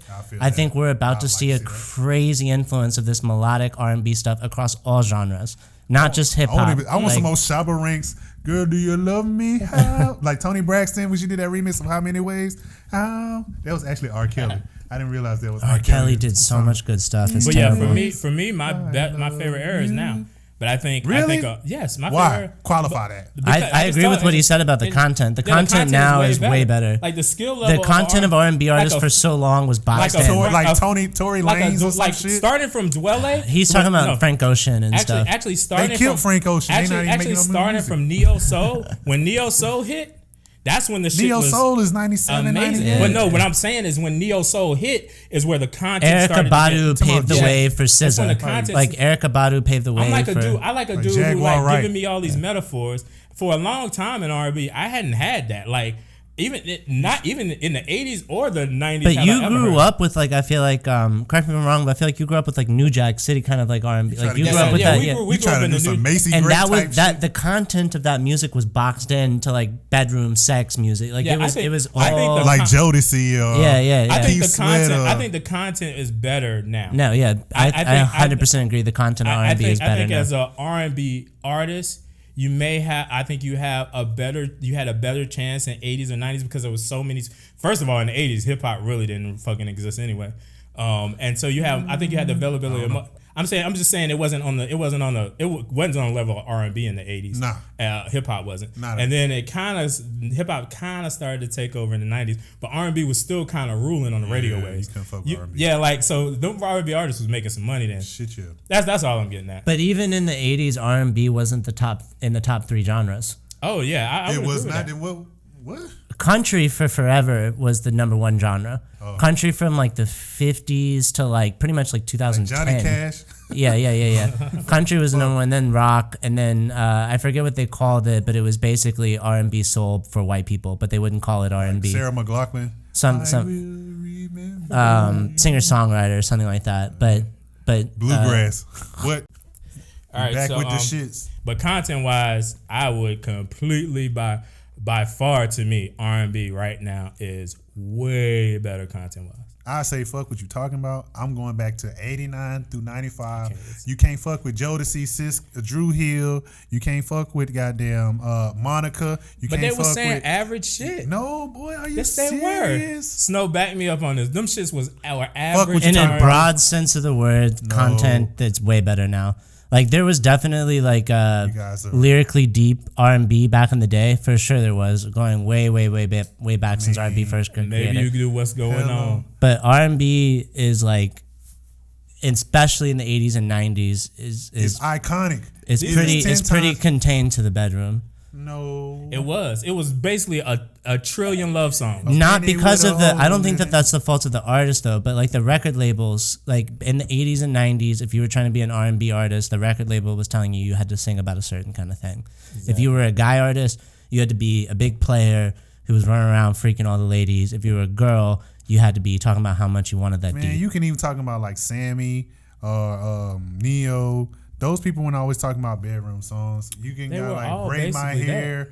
I didn't feel like I was tested on an R&B song till Dweller. What you mean tested? Badu didn't ever test you? No, I would say Badu, but I think Jill Scott definitely was testing people. She was early 90s too. Like there are definitely people that were. That's why I said in a broad sense of the word. Like generically, R&B in the 90s and 80s was about some bedroom shit. Generically speaking, in a stereotypical way, and today there's more diversity in the content. Name some non bedroom R&B songs. I mean, we just named some, but isn't that? But they're like the exceptions that sort of prove the rule. Yeah, but that's are you talking about the kitty braid my hair? Yeah. Okay. But that was still a love song. It was a love song. You look at all those was love songs. That was like the end. That's the like braid my hair song was a love song too. It was just a different way of saying the same thing. But I'm just saying, what we're saying is... You're saying name R&B songs that did not say... that weren't love songs. That were basically what I'm saying is they were love songs. They were all let's do this. They were love songs that just straightforward said it. If you were in the top 100, chances are you were probably doing a baby making song. You were doing a straight up if you were in the top 100, you were probably making a baby making song. This is what kind of defines what I'm saying. Is like you were making a straight up. I'm just saying... Hey, I love you, but like Frank Ocean is saying it in some like a rapper would say it, like a metaphor on top of it. Yeah, he's rapping about Nikes, but it might be love. It may be love. I love that damn shit. Man. What's the name? A tornado in his room. Tornado came around. So that's why right now to me, Frank Ocean finessed the game. He really finessed that. What a player! He got. How much did he get? Now, if you came to me, if you said that nigga is the reason why it's bigger, I would have said, yeah, you're right. If you said it was just that one dude, I love that dude, man. Yeah, what a player. Where the fuck is he? What a player. He took his money and went home. That was a smart ass. Yeah, what a player. He did it better than anyone else. Took the game by storm. Yeah. He basically was in a deal. He just did like an album real quick. It was like, and then they signed him to a crazy 2-album deal. He did one good album and then just kind of bullshitted the other one and then disappeared. He made that. No, he the way he did it is he was able to make it. It wasn't that it was almost 2 in 1, something like that. Yeah, I don't know. He split it some way where he did no work for like $20 million. He basically did that. He basically did it and got out of his deal off of that album. It was crazy. Just gets to disappear. So I think we have opinions on both sides on content, and then we have opinions on like Nelson numbers. I can't give you the 80s. If anyone's looking for some good trolls, hit up Ferg on Instagram. Yeah. I can't give you a Nelson. Hey, get out there, people. If you have some opinions, just we want everybody talk shit to Ferg because Ferg don't know what the fuck he talking about. Go off I'll on fuck Ferg. all y'all up. I thought you was I'll gonna say keep you waiting gonna for fuck Chris him. Brown to walk through the room, man. Chris Brown. Yo, Chris come Brown on. and us gonna fuck both y'all trying to get us. Chris Brown. You're man. trying to get us to He's battle gonna, each he's other. gonna do a backflip down We're the gonna stairs. fuck both here. y'all. He gonna hit you in the throat. And I'm gonna chop you in your throat. Both y'all niggas gonna be laying here. We're gonna do that podcast with me and him. I'm gonna do the Call Madhouse. him Brown. Madhouse. Chris Brown's podcast just sounds like Chris Brown's cosmic. The snow. So we getting the audience. Snowfall in the trap. We get the blow audience. See, breezy. Yeah, he will give you that. He will give you that Breezy. snowfall. I'm down with that. We getting the chicks in the blow audience. I'm with him with that. All the chicks like that right now. I don't know what it Booty is. and the Speaking of blowfish. the club is washed now because all it is girls trying to get cocaine. Flex. The club's terrible. It's flex. Damn, Everything chicks is getting flex. trying to get cocaine like that. If you go to the club recently, it's just chicks trying to find cocaine. That's all it is. It's terrible. Even in the black club. I don't want to say especially, but yeah, it's everywhere. Cocaine. Yeah, it's a hell of a drug. Why It's are terrible. people doing drugs so much? I don't know. Just do smoke 'Cause weed. it's- I don't 'cause get it's it. Like, good. do a little bit of conscious bud. You'll be fine. I mean, the economy is that great where everybody got enough cocaine money in their I pockets. think that's what it is. I think cocaine is just that cheap now. Like, okay, my That might grocery be what list, it I gotta is, too. get. I don't know. I I gotta don't go know. get paper bags. I gotta get toilet Niggas paper. is- gotta niggas get is- cocaine. Niggas is sprinkling cocaine in their Lucky Charms. It's so cheap right now. Get cocaine coffee. They ain't even got to make crack no more. It's so cheap. Ugh. Damn, So all right, well let's talk about these nuts. have the greats in the hip hop, in hip hop age gracefully. So we're talking about all greats, not just ATL. Talking about, we back on hip hop. Yeah, So we go from hip-hop. R&B to hip hop. Yep. Can we start with Jay-Z? Yep. That Like- motherfucker's aged very gracefully. Could anyone be better? That nigga right there. What $1 the billion. fuck? Fuck. I like Ja Rule. Fuck Ja. First rap billionaire. Let that nigga do Fire Festival. We get these billions with Jay. Y'all niggas could do Fire Festival. Yo, did you hear Ja Rule on Breakfast Club talking about like I got another festival I just He's doing rebranded. another- he's doing a- Iconic. He said But like, it's called Icon. It's smart though. Like do Yeah, that he's shit. going back at it. But he did get the real people this time. Like I saw like some of the stuff. It's gonna He be got- hard. He got the real deal people this time. No, I 100% believe him that he got hoodwinked by He Billy. did. Yeah, he By- did. He was just yeah, the he got face. hoodwinked by Billy. He was just the face, man. Yeah. But he said, Straight finesse. he was like, I didn't know Breakfast Club did him dirty on that interview too. I feel like. John's probably punching Charlamagne in the face. Oh yeah. Everybody punching him in the face. So I think Jay is. I mean, just even music wise, he's great. Not even talking about the humanitarian. Yeah, like Like, even not if you even- talk about like music, like he graced. Like Yeah. his sound is just still. 444 is one of my favorite Jay-Z albums. What I like about hip hop now, we got people talking about family life. Oh, You got yeah. a lot of artists saying, "Look, I'm a dad, Mm-hmm. I'm a husband, and I can still bar your ass up on these goddamn, Exactly. on these tracks." But I think Ferg like does a good point though, because Jay-Z and T.I. both are family men now. But I feel like Jay-Z's rap I want to listen to more. I don't Yeah, know how to it's- say it's- why. It's more culture. grown. It's more grown man. Mature. Yeah, and but it feels more like he feels more like right Like in that way. mine. Like I don't know. I always felt him on the like urge of like going really far with this shit, but he would never like just completely be like, I'm all the way out there on this like woke ass shit and this family ass shit. But he also had to get himself right. Like he did, I think he did like therapy and stuff. Yeah, needed he to. did. He did therapy. He had to watch. He got to baptize himself. But he was upfront about that shit, which is cool, man. Yeah. Just letting black people see like, you know what I mean? Sometimes, shit can fuck you up. When you early years when you were a kid, fuck you up in relationships now. Yeah. Where it's hard for you to love someone and be faithful to them. You grew Like up. Lost You One. grew up in the wrong environment. Shit Yeah. stays with you forever. So I definitely love his like woke man raps. What do you think about like Eminem? I don't have no love for Eminem. I don't think Eminem graced well. Yeah, I don't think so either. I think he's one of the most overhyped. Like people, I remember being young and just getting heated battles, especially with like my white friends, and people would say he's the greatest rapper, and I'm like, no, he sold the most albums in one album. And he had a great flow. Like yeah, and he can rhyme orange with orange, and for some reason everybody's excited about it. But he's not like. I didn't like the content of his original rap. Nope, I know- Talking I- about like raping your mom and like living in trailer parks. If I was talking about- none of that's cool. If I was talking- This is what I used to say. Half of his catalog is fart skits. Like he doesn't have any good content. Like And so, but people try to give him the GOAT. they give him the Man. GOAT all the time. It's But so for annoying. me, a dude who listens to the miracle, rapidy rap, I was hearing that nigga was like, bar wise, there's a bunch of niggas better than this nigga. Like, Yeah. I know 9 niggas on a group that's better than this nigga.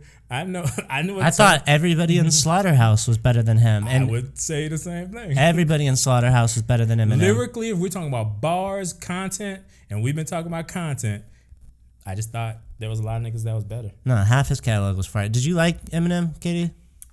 I didn't. I'm not gonna say I did not like him, but he was not one that I was checking for. He wasn't in your iTunes library. E4L, none of that. Yeah. It wasn't my type of. What about you, G? Okay. I wish Do you think he the GOAT? Do you think he the GOAT? Do you think he a good battle? I think he a battle rapper though. I think he's no disrespect. He's for sure a great battle rapper. Now he'll get destroyed in battle rap. Think so? But in his heyday, I think he was pretty. Yeah, I think it was pretty good. Yeah. I mean, but he was in some real competitions. He was a good battle rapper. But there was a lot of dudes that were probably at that time were saying, "Nigga, we was watching." I think he was just kind of a gimmick. Like I think everybody was caught up in this idea of like, how's this white boy rhyming so well? And some of his beats were good because and some of his melodies and stuff, like when he was like the FCC won't let me be me or be me on MT, like the way he said shit sounded good. Like but his flow was sick. Yeah. His flow was crazy, but I'm sorry, Joe was right. Yeah, Joe was right. Joe was right. Joe Budden was right. Joe gonna fuck you up. He was not saying a lot to me. Nah, he was not saying. Or at least compared to other rappers, he wasn't saying a lot to me. It was so crazy to me because they'd be like, "Well, who's better than him?" I'd be like, "Andre 3000," and people would just laugh at me. I would get so mad. I would say because I was like young up in New York, and people would be like, "Nah, everybody's better than Andre." Right now, I would have been like, I would be like. Most Def, I would have been like Lupe. I would have been like Royce. I think T-Pain is a better rapper than Eminem. Like fuck Eminem. Like T-Pain is a great rapper compared to Eminem. Oh man! And the thing is, I agree. I mean, I wouldn't say Mystical. I would say Pusha T. I would say B.O.B. I would say there's maybe 10 rappers I have above him. Yeah, over Eminem. I like B.O.B. Only 10 or you? I mean, if I was writing it down now, maybe I could do 10. Jadakiss. I could maybe do so more. Many. I could maybe do more if Project I really Pat. had time to think. Project Pat better. Pat. Pitbull. I got so many. Pitbull. I'd rather listen to Pitbull than Eminem. Yo, Pitbull used to be fire back in the day. Yeah. Nah. But like before Pitbull wore the suit, he was fire. Who else is? I think Ludacris has aged pretty gracefully. I don't know about music wise. What about Mystical? I like Mystical. Has he aged gracefully? He's in jail right now. No, he's out. He's doing videos. He's trying to come back. No, did he just get out again? Yeah, because he got re-put in for the same thing. You know who's really for raping a chick. Oh damn! Yes, I thought he went from slapping hoes to raping hoes. Yeah, he got put back in jail for rape again. Damn, Mystical. He's not aging gracefully. You getting caught for rape. DMX though has had an amazing comeback. DMX is really out here. Yeah, he has. But I mean, if I talk about like his aging has been pretty bumpy. It hasn't been like I'm just excited about the last 60 days, man. Yeah, I'm just excited. Yeah, I would say right now he's doing a lot better. Whatever happy. chip he's on in the program, I'm excited about that. I'm very happy about that. Yeah. But he's definitely had a bumpy road just because of the whole. He went down to the deepest of the deep. Though. Yeah, man, he was just. That's what I mean. From the like his fall to like where he was able to pull himself back up today. I feel like he has pulled himself out the biggest hole. So I'm kind of getting at with that is like. Over time, like how are you leading into this time? It's more of like that full spectrum. Yeah, I'm trying to look at. Well, I got about. I would say right now, DMX is really. I got about 5. He's back. He's back. You know what I mean? Yeah. You think? Oh well, my 5 guys is Scarface. He's trying to run for office in Houston. David Banner. David Banner's amazing. David Banner's definitely he's like a civil activist. His production game is still dope. Juicy J, he's killing the game right now. Yeah. And you know I fucks with David Banner because he do shit with Knife Wonder, so I can never hate. David Banner is mean. David Banner is mean. Not like mean in a cool way. Anybody that fucks with Little Brother or Knife, I can't. Jazzy Jeff. Yeah, I can't. I will always love you. That's why I can't. Is Jazzy Jeff on your list? No, he's not. But although he fucks with Lil Brother. Yeah, he fucks with Lil Brother. But he is like right now. He's considered the best DJ of all time. Yeah. Shut the fuck up. Yes, DJ Jazzy is considered. You only know him from the Fresh Prince. Real niggas like from out of DJ Roots. Khaled not better than no. Niggas out of the Roots know him. DJ Jazzy Jeff. He is the real motherfucker DJ. He also gets booked he's at these widely like considered the best DJ. he gets ever. booked at these like crazy like high society art parties and stuff like that. Like he's out But here. a lot of people only know him for the Fresh Prince shit. But I like that DJ. I said it from my summertime favorite. That him and Mick Boogie do a mixtape every summer. It's super dope. Mick Boogie. Yeah. What is Mick Boogie doing these days? He's every time I see him pop up on the internet. One time I saw him in real life. Like J Electronica now or something. He's always got 2 girls with him. Really? Like 2 really good looking girls. He had that one joint that was crazy. Yeah. Man. So go ahead, Katie. Oh my bad. Where was I? Well, I think Pusha T. Oh yeah, that's a good one. And I like Outkast and Ja Rule. Outkast is a T-Pain. That's an interesting one. Right? Outkast is a hard one, right? Like you where like maybe like because right now musically it's not as much, but maybe socially. But I don't know socially either. Yeah, that's a really hard. As like a super fan, I have a hard time saying the truth. And I feel like we just haven't gotten enough. I remember like the last 3 years, it's just stagnant. Like 3 or 4 years, it's been there stagnant. There was a period your there. Your boy's in movies though. Who? Damn, Big Boy. He's doing movies. Both of them were doing movies, but they weren't good. Yeah. Well, he's not a movie star. I mean, like as a super fan, I liked Idlewild and Who's Your Caddy. But I don't know if Big Boy. Andre was in the Jimi Hendrix movie, and I saw it. I saw that too. It wasn't amazing, but I liked him being. I don't think that was on America. I don't think he got a lot of American marketing because they got ratings that were terrible in the beginning. So they were like, "Fuck that shit." I'm not trying to think like, it's hard for There me. was a while I thought we were going to be able to eat off of Andre features. Like, oh shit, like these features will keep us full for a while. But we haven't even gotten a good Andre feature in a while. I know he was on Anderson .Paak's last album, but and he destroyed that verse. But there's so few and far between. Like, I'm always. That's why I like your Scarface one, because not necessarily musically, Scarface is still doing his same but shit. But he's doing his socially, political. Yeah. He's doing his shit. That's why T.I. is on the list for me, because musically, I like his early shit way better. But T.I. is out here. So I had T.I. on that second tier great dude for the ATL. Yeah. We'll talk about him in a second. What about Nas? No. I think he tried. I think I have controversial opinions about Nas. He's flopping right now. He's like the old man that needs to stop. But he's doing technology deals though. That's a really good point. Is better than he's one of the. He's in the top 10. He's the top 10 richest hip hop because of his tech investments. Tech investments. So he maybe not music wise, maybe not socially, but like investments. He's been killing. I just read an article in Forbes about him. Nas is killing it. So like behind the scenes, Nas has been doing some great shit. A lot of donation shit. Is he doing some humanitarian stuff? I don't hear about it like I hear about Jay's. Like before, like maybe like 5 years ago. So he's continued this, like, it hasn't been music, but it's been things that have like allowed him to still be like this great dude. Successful guy. So I think he did all right. Let me see.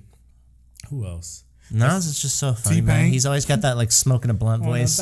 You know what I mean? Like Nas always has that like I'm smoking a blunt right now voice. Like I would put T-Pain in that tier under J them, and I think T-Pain just won that competition.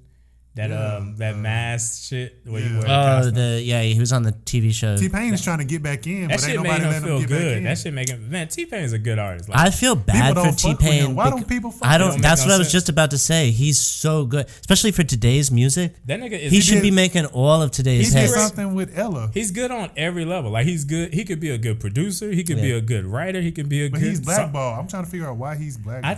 I don't know why. It don't make no sense. Maybe he's weird. I've heard people say that he used to have really bad business dealings, like his business dealings were sloppy, and I do think something happened where he just got off people's lists somehow. I think maybe he don't connect. Maybe he doesn't connect well with other artists. Like I remember his Joe Budden interview. Yeah, it was weird, right? It was weird. Like it was really weird. He didn't as much fuck with niggas. You know what I mean? Yeah. So I don't fuck with Joe Budden. I don't even know what. But he fucks with Joe Budden. Him and Joe are friends. But when Joe was asking him similar questions about like why are you not out here more, like T-Pain didn't really have. He still got it. Yeah, he got bars. So I think it's maybe just him like connecting with. He needs to somehow figure out how to connect with these other dudes. Start his own label. He should just do his own Nappy Boy label. I don't know. I feel like he should just continue making bangers. I think he should just do remixes. I want like 1 to 3 T-Pain songs a year for life. I think he should just do some. He should do a Christmas. I think he should do some different underground shit. I think he should do a real ass R&B underground type album. You know what I mean? Something that you would probably listen to. Yeah. Like it'd be like how who just did that Christmas album and it was actually pretty good. Damn. We were just talking about it. Shit. So anyways, but yeah, I feel you on that. T-Pain's the shit. He's highly underrated. And then you seen his NPR joint, man. That shit was the Tiny Desk special or whatever. Yeah, that dude got skills, man. Yeah, super dope. He also knows how to play a lot of instruments and shit. Like he's a real musician. He is like the most all around. He's almost like Prince to me. Yeah, yeah. He's an all around. He's a Renaissance motherfucker. Yeah. And he's very good at production. He can play a lot of instruments. He can dance. He can beat your ass up. He can do it all. So it got to be like some like artist connection thing where he feels like, you know, niggas, you know, let him down maybe. It seems like he's got bad something like he's Wow. mad about something. Yeah. Like it seems like he's resentful. Maybe that's it. He should just get a YouTube channel. That's what Joe that'd be Budden good. told him. He was like, you should put out more content. Because him and Joe are good friends, so Joe say the same shit. Like he like yo, you like amazing, like nigga, like why aren't you the top nigga? You know what I mean? So it's funny you don't like jokes. Y'all two niggas think say the same things. Shit. It's so funny. Yeah. If you really watch him, you would probably be so fucking with him now. All right, so let's talk about these nuts. You said that. ATL grades. Yeah, ATL grades. So this is where we're going with the whole T.I. Killer Mike, Outkast would have been included in that. I think no, Outkast wasn't. Y'all ain't gonna talk about Gucci. No, Gucci I think was included in that too. Gucci for health reasons. I think he's leading the way on like that health fitness kick. Actually, this was another tier above that. So I put T.I. and those guys in the new greats. So Luda would be in with this. So I had Outkast, Pastor Troy, Little John, Baby D, Kilo Ali. Most of these niggas is not doing. Killer Mike's on that list. Killer right? Mike is on that. I put on that list. Akon is technically on the list because he made his career in ATL, but he's from St. Louis, New Jersey, but I put Akon in there too. Wait. So, Outkast we already talked about. Pastor Troy didn't go gracefully. There's a lot of early ATL niggas that really. Ludacris is a weird one for me too, because like again, musically not at all. Movie wise and other shit wise. Exactly, and but even then it gets weird because He had a sputter moment somewhere, maybe like a year or two, but outside of that. I remember when he dropped some song called like Vitamin D or something. I was like, oh, this is done. Yeah. But Ludacris is definitely inspirational with everything he's done in Hollywood. Yeah. He did like major franchising, you know. Yeah, that one was Ludacris is an iffy one. He did do, and then he also got out of debt too. That's dope. Yeah. And he came from a day and age when no one knew anything about a record contract. No one knew, like, you know, he survived a really dicey. I mean, he's a smart dude. Yeah, he survived. Lil John's awesome. Highly underrated. Is David Banner not on that list? Isn't he in Atlanta? No, David Banner's from Mississippi. What about Candy? I mean, you can put, this was more hip hop, but you can put Candy. We can talk about Candy. I was just saying she a baller. She doing a thing. Did she have a period? She maybe have had like a moment. She didn't rap. She was more R&B. But I'm just saying she maybe have a moment of like 4 years where she was lost in the world to us. Yeah. But most of the time she's been popping. Because look at it, all of the shit she did with the group Escape. Okay. Writing a bunch of the TLC shit. Yeah. The Housewives shit. Yeah. Then her business shit now is crazy. She only had a small moment where niggas was like, "Where's Candy?" Right. So she did pretty good for herself. And 2 Chainz. Well, I was just gonna say 2 Chainz was gonna go in that other T.I. list that I had. It was like T.I. blah blah. So these is real old niggas: Outkast, Killer Mike, Baby D. Baby D, we know he's gone. Yeah, he's gone in this world. Killer Mike. So Killer Mike had a moment of being gone, and then next thing you know, with the whole Run the Jewels shit, it was like boom. Yeah, it went like Killer Mike's feature on The Whole World. Remember, he was like glitter gloss, got to be rhyming like Randy Moss, whatever. And then you didn't hear from him until Run the Jewels 2, really. Yeah. Because their second album was really where it was like. And I almost should have put him in as a new artist. Like I almost should have put him with the T.I. and. But I feel like he's been here in Atlanta doing business shit. Oh, he's been here for a long time. Yeah, he's been here. But because of his like the new, because like his first stint it was a moment and then it was gone. Yeah. But now it's like I feel like this is I'm changing this to his official start. I don't know how everyone's going to take to this, but I feel like Young Thug should be on that list somehow because I feel like he spawned a lot of like current rappers or whatever. So Young Thug will probably be. So this list isn't limited to the guys I have on here. It was just supposed to be just like. So if I go to this other tier, which is the greats that were after like Outkast, right? Yeah. Which is T.I. I'm gonna put 2 Chainz there, Gucci, Future, Jeezy, Young Dro. I remember Young Dro. Yeah, so 2 Chainz, I think, has done well for himself after, his old Titty Boy thing, and now he kind of spawned that. He was on DTF or whatever, or Disturbing the Peace, yeah. Field Mob. Yeah. Field Mob. Field Mob. You would put them in that same list too, Field Mob, but they you put Crown Mob in there. What about damn, I just seen it. But Young Thug, where is he? And I'm interested to hear that because I feel like he's unintentionally done a lot of good. So I would put Young Thug in the list with Migos, Young Thug, and those cats. I feel like he does a thing kind of like Gucci does, where he kind of becomes like an A&R without realizing it. Like he puts a lot of people on. I put them in that list because there hasn't been much time to see them gracefully do anything. Yeah. What I put them in another list is to see, will they gracefully continue to do big things? It's hard now because we live in an age where the drug addict is celebrated, and I don't think that used to be the drug dealer was celebrated, and now the drug addict celebrated. Like Future's album that just came out on Friday is called "Save Me." Yeah, and he's talking about his drug addictions, like lean and shit. and the pills, man. It's really these opiate pills that are but so I don't know. I worry about like how's Young Thug gonna age? Because you even see Lil Wayne today. Lil Wayne, I'm a huge Lil Wayne fan, but he's starting to look. When you hear him talk today, you're like, oh, you're like an alien. You seem kind of like you're too far gone. Yeah, like you might not come back. You're watching this man die right before. That's how I feel. It makes me super sad, and I worry about Young Thug the same way. But dudes like Lil Baby and the Baby remind me of I ain't saying they're on the same part, rhymes or anything like that, but just like how they're going at the business. Like Lil Baby and the Baby seem like Jay to me. Like they're just like going at it full force. Yeah, it's a business for them. It's a straight business for them. Yeah. And I feel like they could. It's gonna be hard because your music artist and your content gonna have to speak for itself too. Yeah. So I don't know how long content wise they can keep it going. But luckily for Lil Baby, he's on QC and they're running a smart ass ship over there. Like they're doing really good things. But if they can keep the content going, I think they can continue to keep spawning and going and going and going because they're really about their business. I just want to shout out because I fuck with the underground shit like Sci-Hi the Prince, Player Fly.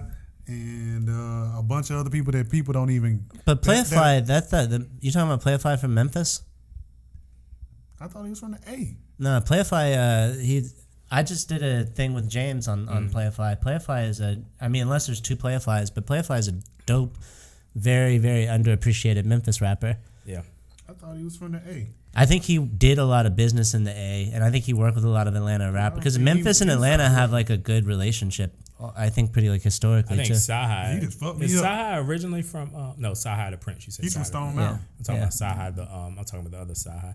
There's another Sci-Hi. Yeah. Sci-Hi the Prince though is highly underrated. He's very underrated, but he's so he annoys me. Really? Yeah. He annoy you. He talks tell me. I love when you predict it. Usually he's right. Ferg gets the shit. No. I want to hear it. No, the fuck you got against Sci-Hi? So Sci-Hi said some a lot of dumb shit lately when the Kanye West shit was going on. Yep. And he rides too much dick to not be putting out enough music. That's the problem. That's the problem with Sci-Hi. He rides Kanye's dick so much that he should be putting out more music right now. Why the fuck is there not more? Yeah. Maybe that's the dude that put him on. Somebody put you on. That is the dude that put him on. But look at the difference how Pusha T has handled Kanye West versus Sci-Hi. Sci-Hi looks like he just makes his move. Yeah, and when people directly ask Pusha T yo, your man's what's up? Pusha's that's not. Kanye don't care if you make your own, do your thing. Yeah. He don't care. I think Kanye respects it when people run their own lane. I feel like Sci-Hi is just overly like doing like nigga go do your if you look at the people that Kanye has affiliated. Kanye bought this man a Rolls Royce truck last year. Yeah, for being his bitch. But, he was like here, like he wrote for Kanye. But Kanye is not asking. He's not. Kanye. He bought him a truck because he didn't give Sci-Hi one of the albums last summer. That's why he bought the truck. That's the one thing about Kanye. He's never asked anybody to be riding him like that. You know what I mean? And so, like, Sci-Hi could go and do his own music if he want to. You know but how he's not doing it. That's you know the how problem. Kanye has like a history of like people kind of disappearing after they get signed. Like Mr. Hudson, crazy talented artist from England, disappeared after signing to good music. When you become under Kanye's wing, you disappear. But if you take an approach like Virgil or Kid Cudi or Big Sean or what Tiana or Taylor's Pusha or Tiana's doing right now, and you're like, nah, I'm my own thing. You can come out of Kanye's camp elevated. Cool, you come out better. That's one thing about Kanye. He's cool with that. Yeah. He's cool with you doing your own creative shit. Yeah. Sci-Hi just gotta leave that nigga alone. Yeah.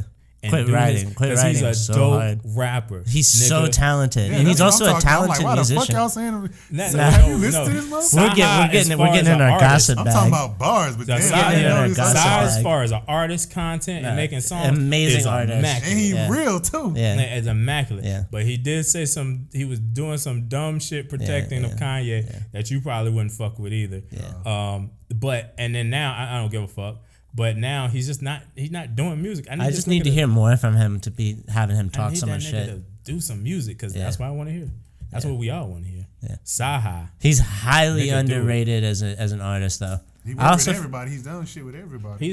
He's written some amazing songs. He's written for. And that's one thing I feel bad about for him is that he's allowed himself to contribute to a lot of amazing songs that he signed an NDA to. That's what I'm mad at. He could be made. Them shits could be his. Yeah. But he signed NDAs and shit, and like now he just walks around with this chip on his shoulder, like I made songs y'all don't know about, and it's like, well, you signed the contract. Like nobody made you make those songs for someone else. So that's why I'm pissed at him because I like him so much. Yeah. And I want more Sci-Hi. So he's not more Sci-Hi making Kanye songs. I need any project, mixtape, a LP or 3 songs.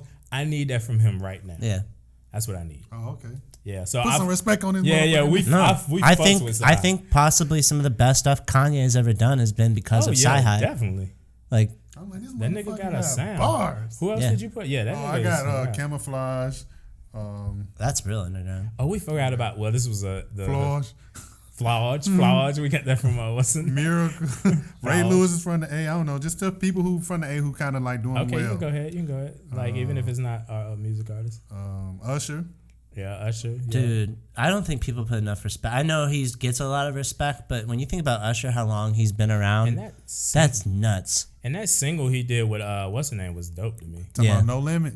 Yeah. That shit was dope. Usher's. I'm a big Usher fan. I fucked with that. Did you fuck with that? Hell, fuck yeah. I fucked with that song, man. Why that shit went pop? I don't know. That's fucked was up. Was that Zaytoven produced? I think that's right. Anytime Zaytoven, I have got a theory. Anytime Zaytoven does something with Usher, it doesn't really do that well for some reason. I don't know. That song should have been hitting. That shit. But there's a bunch of Zaytoven produced songs for Usher that don't and that hit video like they was hit. dope. Video Usher went back to dancing real like. Ah man, Usher's shit. Shout out to Julia Robinson, Holyfield. That was my Holyfield doing his own thing with his whole like world. I don't know if it was like what is it called? I forgot what it's called, but it's philanthropy. He on the philanthropy tip right now. He's just seems like such a good guy. Yeah, he a good guy. He bought Mike Tyson in there. Yeah. He said, hey, we need to have Mike here too. Ear biter. You know him, but him and him are really good friends now. Yeah. And so I think Mike Tyson just said he's like the dude was just too good, man.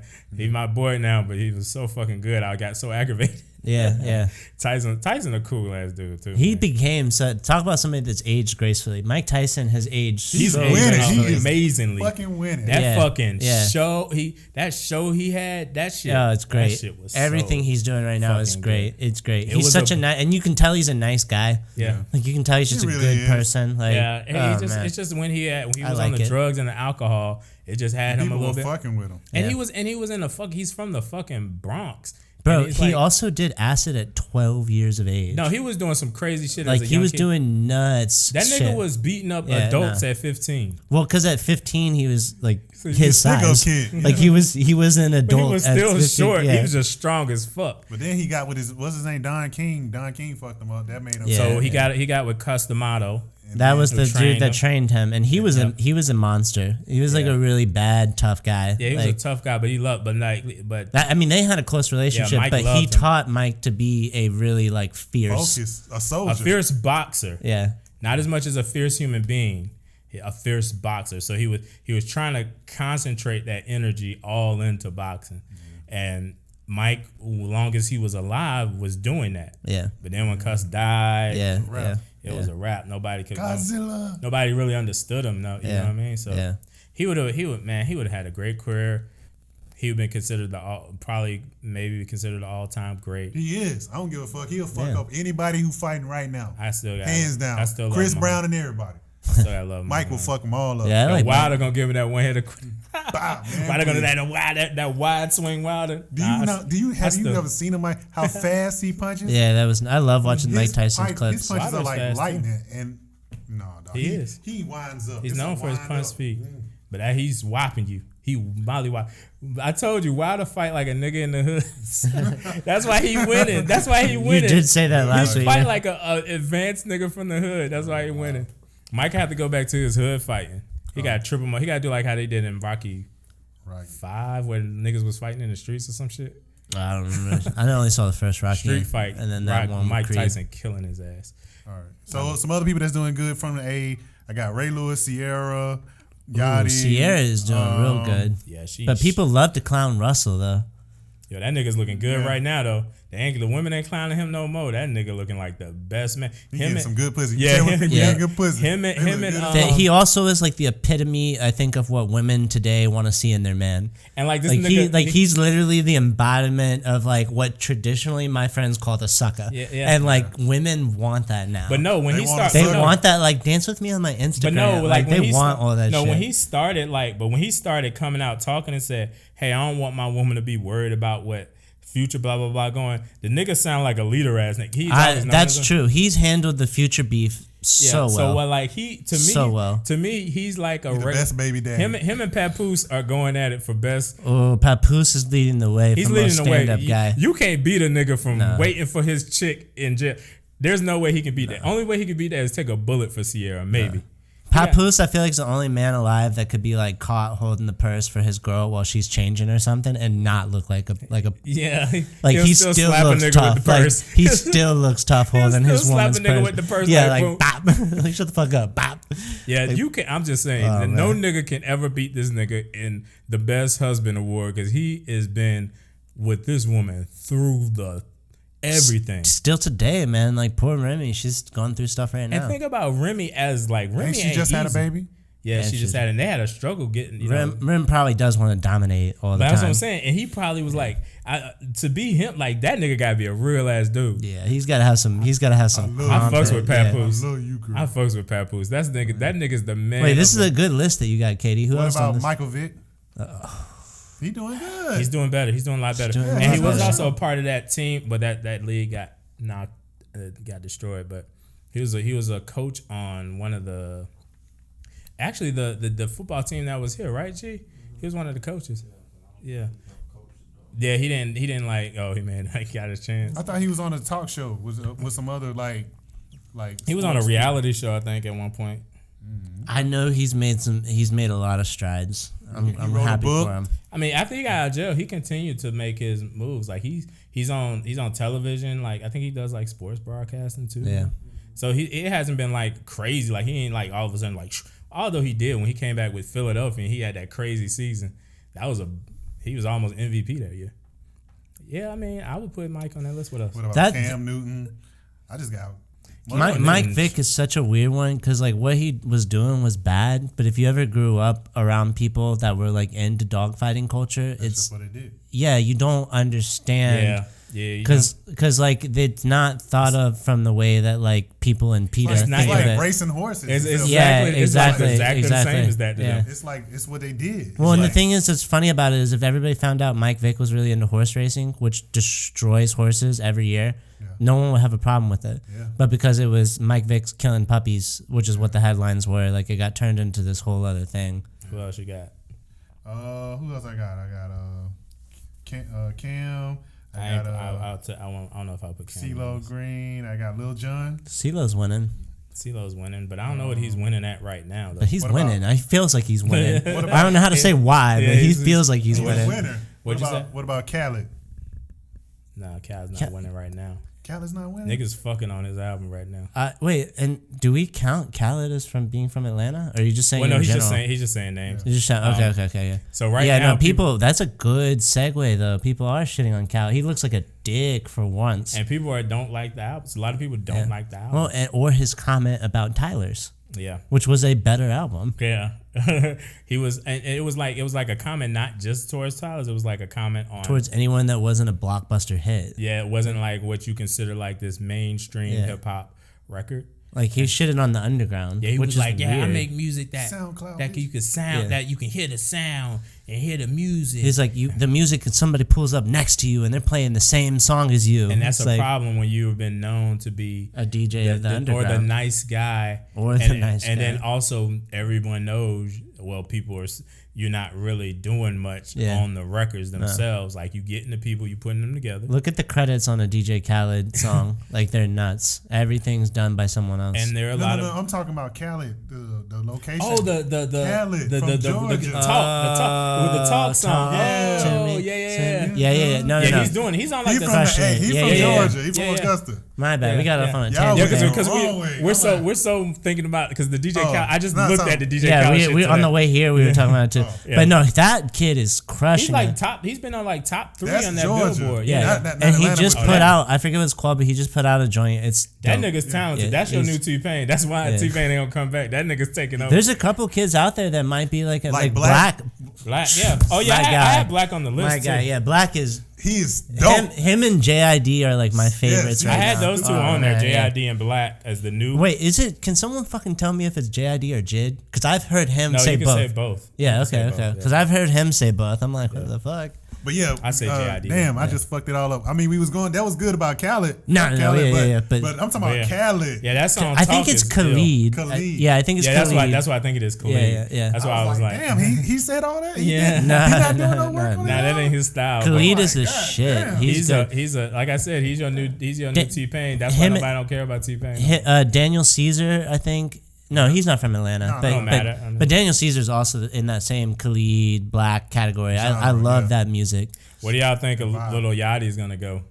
I think he's gonna become like a business, like some businessman. I think he's gonna not be doing music. He's just gonna be doing regular business movies. And I think he's gonna do movies, collaborations with like The Gap. Yeah, like weird shit like that. I'm about to put this shit in reverse. I think Daniel Caesar would be the guy that will help turn this into the new golden age. That's what I was kind of. I wish I had referenced Daniel Caesar and Black and like all these. It's like too. This weird. Like Scissor's like this weird fusion. But it's like this fusion of her. Hip-hop. That's why it's changing. Yeah, it's weird how the hip hop is turning into R&B and R&B is turning into hip hop. Yeah, I would agree like that weird. It is a transition that's happening. Yeah, that's what I'm saying. Swinging. I agree. Yeah, I would agree that that's what I'm talking about. Those kids doing that sound where it's like, is this hip hop or R&B? Yeah, I don't really. And that's the main really reason why you can see that there's possibly a trend. Yeah, is because it's like this mix between hip hop and R&B that's like more so like Black and more so like Black. Black does it the most. Black does it the best, actually. I should say that Black does it the best. But Black is a dope rapper. He's an amazing rapper. He has a song that he did with Kodak Black that he spits bars. They're nuts. But Lil Yachty though is interesting. I think we gotta watch him because he's really smart. Like right now, he ain't doing much music. He's doing some, but he ain't doing much music. He's just doing other deals. He got one in the pocket, dude. He rich. I think he got an album in the pocket. And he's smart. And he's willing to learn. He's willing to take criticism too. Yeah, because like his first debut album was like not critically acclaimed, and he took that on the shoulder well. I think him and Joe Budden are cool too. Yeah. And that's funny. What's funny about that is Joe Budden was all on his ass. Though. Joe Budden, but he wasn't being on his ass because he didn't like him. He was being on his ass because he said he wanted him to know what was going on in his career. And that was the thing. But Joe Budden he talks so harsh, even though he's not mad, he just be so passionate about shit. Joe Budden talks like somebody that grew up in the Bronx and New Jersey. Like that's just how they talk out there. He had to learn how to like stop. Yeah. Like niggas be thinking he be calling everything trash when he just mean I don't really like that. He called Kawhi daddy trash. Yeah, he ain't really say that. But what's funny is I think the Migos and Joe Budden aren't really. I don't think that they're really cool. I think they're like. It's weird because him and P talk. I didn't know Joe that. and P talk. And I know Joe comes out to Atlanta. Comes out here to Atlanta. Joe and P talk. He even talked about that in maybe like 2 episodes ago. That's crazy. When was the one where he talked about that? He talked about that in reference to. I know they were talking about moving down here. No, he was talking about. No, he said him and P talk. Please don't. You don't want no more niggas moving down here, do you? It's too many motherfuckers out here. Yeah, these streets are congested. Traffic is Nigga, I want to get to the point where we're the murder capital again. Everybody move down here. Let's get it popping out here. Nah, I'm just playing. There's some good stuff happening. Like, I think everybody out of QC is killing it right now. Not just Lil Yachty, but like where the City Girls, like Lil Baby, Ghana, like all these like new acts are just killing it right now. What about hip hop labels, music labels, then and now? Fuck labels they know it's right on the wall. People don't give a fuck about signing if they don't. I like management companies like QC and TDE. I think they read the signs on the wall. They know that people ain't going for that okie doke 360 bullshit. No. And if they don't want to give them a deal that makes sense. Still. I think Lil Yachty's on a 360 with QC. A lot of artists are still doing it. That's what's so fucked up about it. Yeah. Like you still didn't learn from like 90s niggas getting fucked Those over. are the lazy people. That's what I'm saying, but there's a lot of them. I think it's short-sightedness look too. Look at this, Jadakiss is still on a deal. And the whole crew keep telling him, nigga, like, get off this deal. Did you see the last pull up? And he stays on the deal. After even being fucked over for like so many times, he's still on the deal. That's what. But I would agree. Like, it is a lot of dudes that's on a deal are dudes that don't want to do the work, the promotion, all that stuff. And it's short-sightedness too, right? Like when you're a young kid, you can't understand the value of a lifetime worth of record plays. It's crazy. They don't. It's like the dummies that take the quick pay from the lotto rather than letting the payments come every year. Yeah. Like you don't understand shortchanging yourself like that. I think just as douchebags, I think actually labels are equally terrible between both.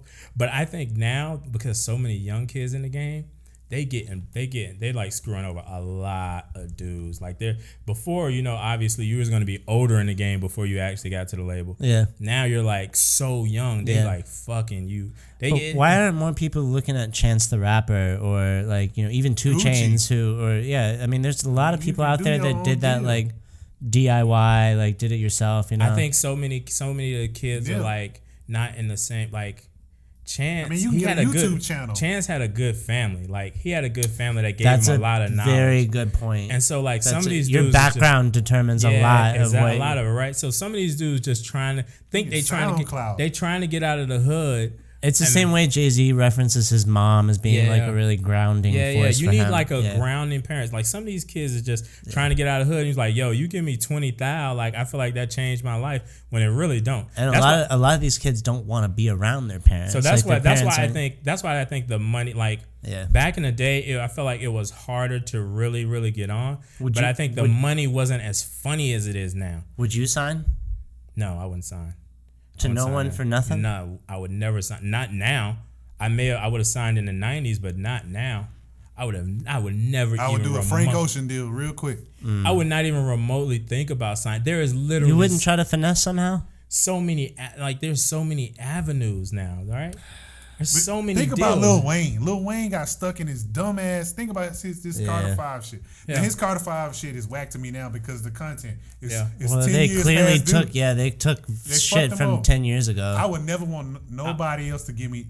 I mean, that's the reason why I would do a Frank Ocean deal. Mm-hmm. Fuck that shit. Give me a short 3-year deal. Give me a 3-year tour. That's what I mean about a finesse. Like I wouldn't even do the finesse. I would get a great partner. I would get a great partner, whether it's a business partner or something like that. It's snakes out here. There's snakes everywhere. But what I'm saying is you can't get a partner without having a certain level. You can't afford to have a partner without having a certain level of influence already of knowledge yourself, right? Ask Fabo. I would like. Fabo got shut the fuck down. Whoever thought Fabo was the type of dude that would ever do anything but get shut the fuck down? Like I would think that nigga. I'm trying to think of like who's had a good partner. Like especially in the world of hip hop, I can't think of anybody that fucked with P. That nigga was a good he became. I was thinking historically, but he wasn't always the label dude.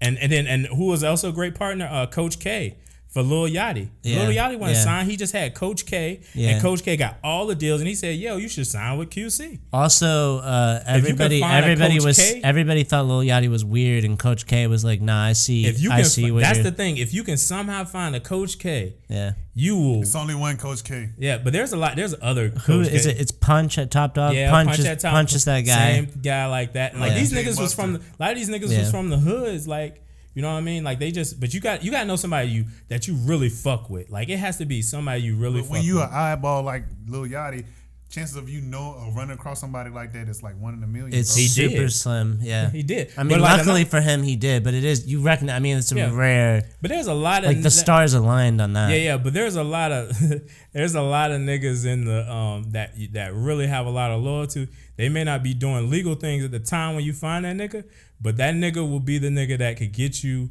to the next level. Look at your local drug dealer, nigga. When the heat start working, then my heat start That's working. one of the things, like, you have an easier time, like, with a dude that maybe you was fucking with in the hood for a very long time, and y'all were friends for a very long time. Maybe that nigga did illegal shit and you didn't. And that nigga could get, that possibly could be the That's nigga. how that- Nip started. I think it really comes down to trust, man. From the streets to making beats. Because They do. people like think I don't know who it is, but I just read an article this week about someone found out their brother stole like $500 million from them over the Oh, course. yeah. And like that was their brother Lil that had Boosie. stole that. Lil Boosie. The thing is like, at the end of the day, to me, in both scenarios, a new artist doesn't know how to take advantage of a Frank Ocean shit, like some shit like Frank Ocean. Yeah, because how did he?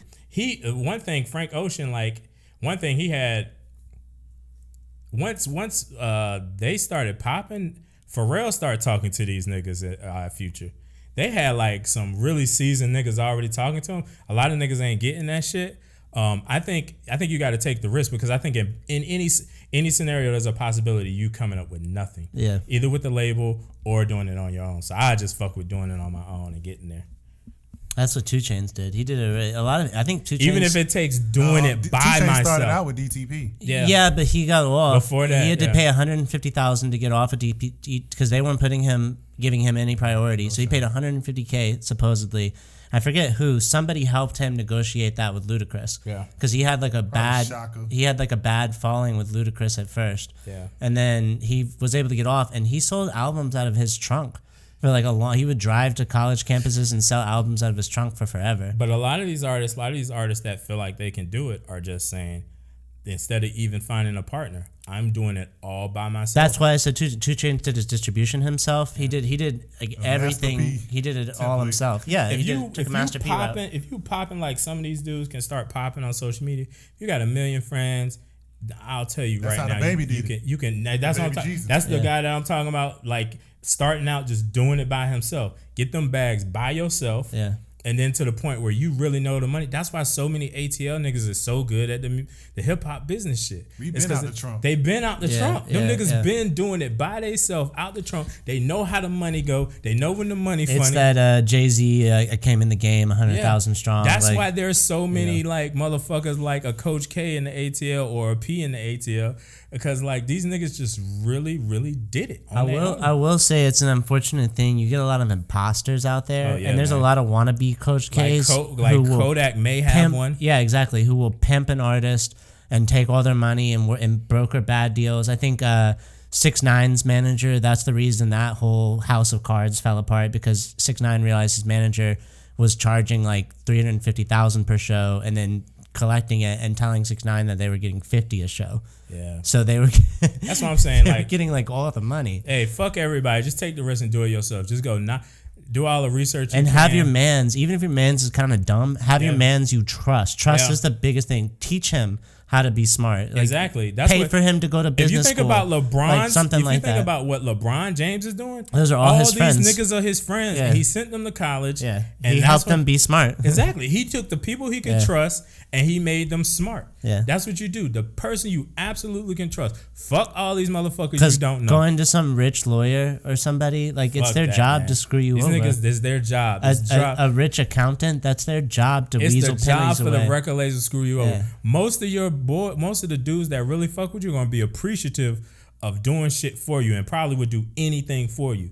And then you help them go to school, do all that shit, especially empower them. That's what I was gonna say. Especially if you're empowering them. Yeah, it's not. I'm not saying have an entourage. Don't give them because having a bunch of spoiled kids around you. That's terrible. Don't give them money for nothing. Teach them to be independent. Like show them, give them avenues. This is how you get the bag for yourself. That you know who does it really well? A$AP Rocky. Oh yeah. A$AP Rams was the one that I think set it all up. R.I.P. But like the whole A$AP mob, every one of them's got their lane. They're doing something. So I think the Trapkast's motto here is you guys do it yourself. Yeah. Trust the people that you really truly know and trust them and empower them in different ways. Maybe they're somewhat managing you. Maybe you teach them how to, they go to school for something, they link up with other managers, they start managing other people themselves and stuff like that. Just empower them, make them feel like they're contributing, and don't just give them shit. You know what I mean? Right. All right, so that's the episode. I think I want to. We talked the shit out of them people. Boy, I know y'all tired. We definitely. G about to fall out. But we got to think. Oh man. I used to love that shit, boy. I used to watch the Golden Girls. I don't give a damn what nobody say. I was the Sugar Bakers, the Golden Girls, everybody.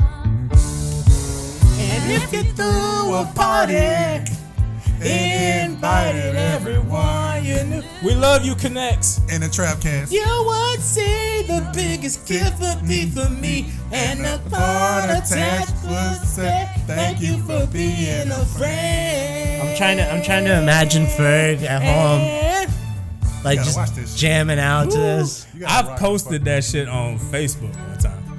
Yo, to all our Connects, our friends, our followers, please like, comment, and subscribe. Subscribe everywhere. WeLuvTrap. Usher's passed the collection plate around. WeLuvTrap. WeLuvTrap. Trap.